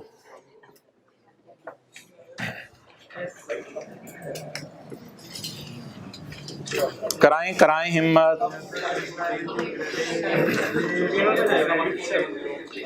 एंट्री तो नॉर्मल सी, लायबिलिटी डेबिट DTL अकाउंट खोलें। बैलेंसिंग नहीं, बैलेंसिंग कैरिड ऑन आएगा आज ना ना यार, ये अप्रोच क्लोजिंग नहीं देती, ये फॉर द ईयर देती है। नहीं ये तो ओपनिंग था असल में ना यार। अगर अदर इंफॉर्मेशन के अंदर जो है वो डाटा दिया हो डेफर्ड टैक्स निकालने का, तो फिर ये बैलेंस बाय डिफॉल्ट ओपनिंग होता है। जैसे अदर इंफॉर्मेशन में डेप्शन का डाटा दिया हुआ था, तो इसलिए बाय डिफॉल्ट ये ब्रॉड डाउन कम डेप्शन थी। हाँ जी बोलें जी। 1470 एंट्री का पल्ला नहीं छोड़ना, DTL डेबिट और DTE उल्टी करनी है। 1470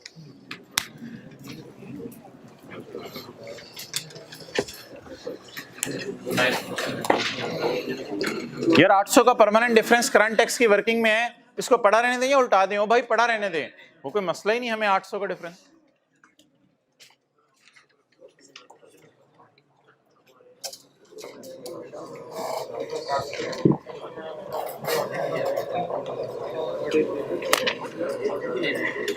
अब मैं कर दूंगा रिक्वेस्ट, अब इसको क्लोज तो करना है या कल आके दोबारा बनाए सवाल पूरा।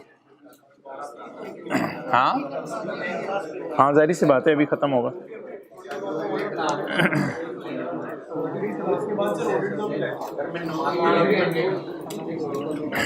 ओके भाई, आगे एक डिविडेंड की एडजस्टमेंट रहेगी है VII, और एक जो लाइन मैंने मिटाई हुई है। अच्छा,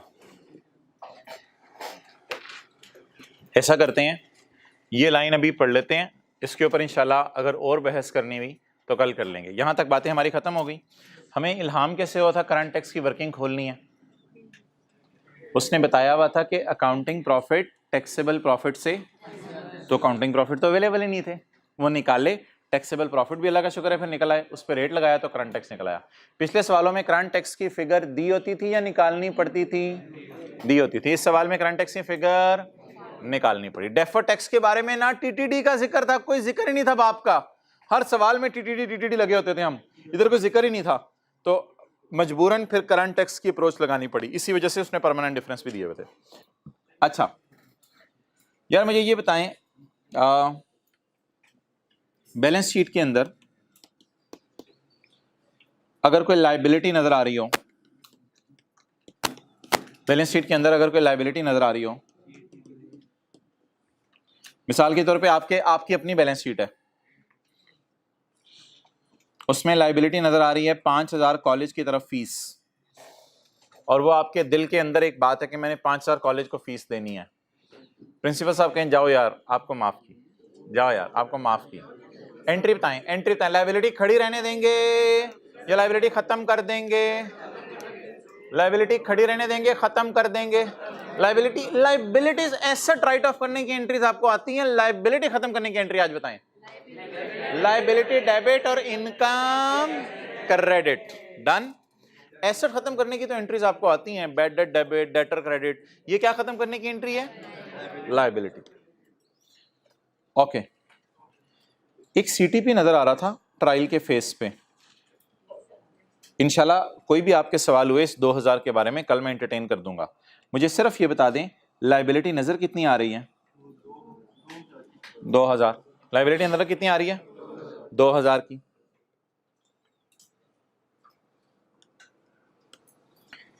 इस साल 5 मिलियन मैंने पे किए full and final. Full and final का मतलब है प्रिंसिपल साहब बस यही है मेरे पास, खत्म बात, फुल नहीं, इसके बाद आपने मुझे कुछ नहीं कहना।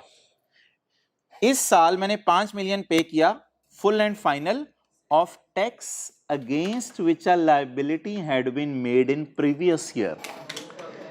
इस साल मैंने टैक्स वालों को 5 मिलियन दे दिया जिसके लिए मैं पिछले साल 7,000 लायबल फील कर रहा था। इस साल 5,000 देके जान छुड़ा ली, इस साल 5,000 देके जान छुड़ा ली, बाकी 2,000 मेरी क्या होनी चाहिए? पिछले साल मैंने इनको कितने देने थे? यार पिछले साल इस तरह की वर्किंग हुई होगी, थोड़ा सा विजुअलाइज करें, पिछले साल इस तरह की वर्किंग हुई होगी। पिछले साल यहां मैंने बुक कर दिया था 7,000। पिछले साल मैंने कितना बुक कर दिया था? सीटी डेबिट सीटीपी क्रेडिट 7,000। पिछले साल इस तरह की वर्किंग हुई होगी। पिछले साल कितना बुक किया सर, आपको कैसे पता चला? Against which a liability had been booked in the previous year. पिछले साल 7,000 बुक किया, और जिन्होंने टैक्स पढ़ा हुआ उनको पता है 30 जून 30 जून का टैक्स 30 सितंबर को जमा कराने गए होंगे, और जिन्होंने नहीं टैक्स पढ़ा हुआ क्या उनको ये पता है कि हमारे साल का टैक्स ऑब्वियसली हमारे साल के आखिरी दिन तो जमा नहीं करा सकते एफबीआर को, वो कब जमा कराते होंगे? अगले साल। हमारे साल के एंड पे तो अकाउंट्स फाइनल नहीं होते, हमने टैक्स कहां से जमा करवाने? तो बोले हमारे साल का टैक्स कब जमा करवाते हैं? अगले साल। लेकिन जो पिछला साल है 30 जून 14 वाला, प्रीवियस ईयर को अंडरलाइन करें ना, 30 जून 14, पिछले साल का लायबिलिटी बुक कितनी की थी? 7, और पे कितनी कर दी? 5। आप बता दें फुल एंड फाइनल है या अभी भी कुछ पे करना है? इसकी वजह यह बनी होगी कि टैक्स वालों ने होस्ते को हमें रिलैक्सेशन दे दी हो, या हमारी करंट टैक्स की वर्किंग में कुछ ऐसी एरर हो गई हो जो टैक्स वालों ने हाईलाइट कर दी हो। लेकिन टैक्स वालों ने कहा यार अल्लाह का शुक्र है, जाओ आप 7,000 आपने बुक किया हुआ था, 5,000 हमें पे कर दो। मुझे बता दें बाकी 2,000 का क्या करें? और भाई इनकम में कैसे डालूं, वो तो लायबिलिटी में पड़ा हुआ है। वो तो लाइबिलिटी में पड़ा हुआ है सर, हमें कैसे इल्हाम होगा ये वो वाला 2000 है भाई, ये अब अदर इंफॉर्मेशन में 7 और 5 का डिफरेंस ही ये 2000 है, और हमें कैसे इल्हाम होगा ये वो वाला 2000 पड़ा हुआ है। ओ भाईजान 100% मार्क्स नहीं लेने होते पेपर में। अब जो एडजस्टमेंट हो गई है वो तो समझ रहे ना, जो ICAP ने टेस्ट कर दी है, हर दफा फाइनल अकाउंट में कोई ना कोई ऐसा पंगा तो वो डालेगा और वो अगली दफा वालों को कराया जाएगा। तो इसलिए जो आपके अटेम्प्ट में आने वो अगली दफा वालों को कराया जाएगा। तो इनके साथ जो पंगा हुआ था वो मैं बता रहा हूँ, पता नहीं कौन कहते हैं जो है पहले CA आसान था। ये किस अटेम्प्ट का सवाल है? 2010 का। ऐसे ही मारे रहते पिछले लोग आसान। अच्छा जी, तो भाईजान आप लोगों के साथ भी फिर यही होती है, 10 साल बाद आपको भी कोई कह रहा होगा तुम लोगों के ज़माने में क्या था CA तो अच्छा, तो बोलें जी कितना देना था पिछले साल, कितना फुल एंड फाइनल दे आए? 5। कितना देना ही नहीं? और भाईजान अगर ये इस साल का करंट टैक्स होता ना तो इसका CTE भी पड़ा होता, इसका CTE नहीं पड़ा हुआ था 2000 का, इसलिए ये इस साल का करंट टैक्स नहीं था। अगर ये इस साल का करंट टैक्स होता तो क्या एंट्री हो चुकी होती? Current tax expense, current tax payable, लेकिन ये इस साल का करंट टैक्स तो है ही नहीं। ये किस साल का पेएबल है? आप बोलें जी इसको क्या करें, इसको सही करें, पेएबल खत्म करने की एंट्री बताएं, मुंह पे खत्म करें पेएबल। एंट्री बताएं। CTP नजर आ रहे हैं ना हमें? CTP है या प्रोविजन है, जो मर्जी नाम आप इसका रखें, इसको डेबिट करें। यार ये ना अदर इनकम में नहीं जाता, ये जहां पिछले साल खर्चे में गया था वहीं इस साल खर्चे में उलटता है। ये जहां पिछले साल खर्चे में गया था ये वहीं इस साल उलटता है। इसमें रिटेन्ड अर्निंग हिट नहीं होती, ये बात मैं इंशाल्लाह आपसे कल करूंगा। इसमें क्यों नहीं रिटेन्ड अर्निंग हिट होती, इसमें रिटेन्ड अर्निंग हिट नहीं होती, ये बात मैं आपसे please do not close the things, dividend adjustment is left. Okay बताएं जी 2000 का क्या करूं, 2000 का क्या करूं? 2000 ये मेरी लाइबिलिटी है या फुल एंड फाइनल सेटलमेंट कर आया हूं? क्या स्टिल लायबल फील करूं या ना फील करूं? दिल चाह रहा है लाइबिलिटी खत्म करना, अदर इनकम में बुक करूं, लेकिन स्टैंडर्ड कहता है नहीं भाई, लाइबिलिटी खत्म करना वहीं बुक करो जहां लाइबिलिटी रिकॉर्ड की थी। तो CTP उल्टाने की एंट्री आज बता दें, CTP डेबिट, CT क्रेडिट। कितने से? यार ये तो फेस पे ही कर दें ताकि ये 0 हो जाए, ये फेस पे कर दें डेबिट। क्रेडिट कहां कर दूं मैं? और यूजर को बता दें ये किस साल का है, और CT प्रायर भी मैं कल आपको रिवाइज कराऊंगा, ये क्लास में पढ़ाया हुआ है, ये कल आपको रिवाइज कराऊंगा, CT प्रायर पढ़ाया हुआ है क्लास में। कितना? खुशी खुशी खुशी, प्लीज नेगेटिव साइन ने, खुदा के लिए यार, खुशी। लाइबिलिटीज खत्म होगी ना तो खुशी, कोई लाइबिलिटी नहीं कुछ खिलाने पिलाने की। अच्छा खुशी खुशी खुशी खुशी, CTP डेबिट, CT क्रेडिट।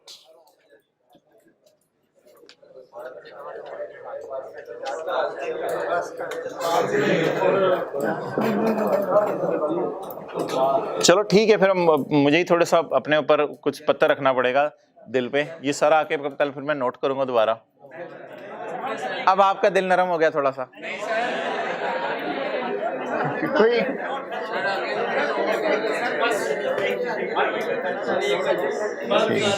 अच्छा इसकी तस्वीर खींच लेते हैं, फिर इसकी तस्वीर खींच ले। नहीं नोट तो फिर मैं ही करूंगा, नोट मैं ही करूंगा।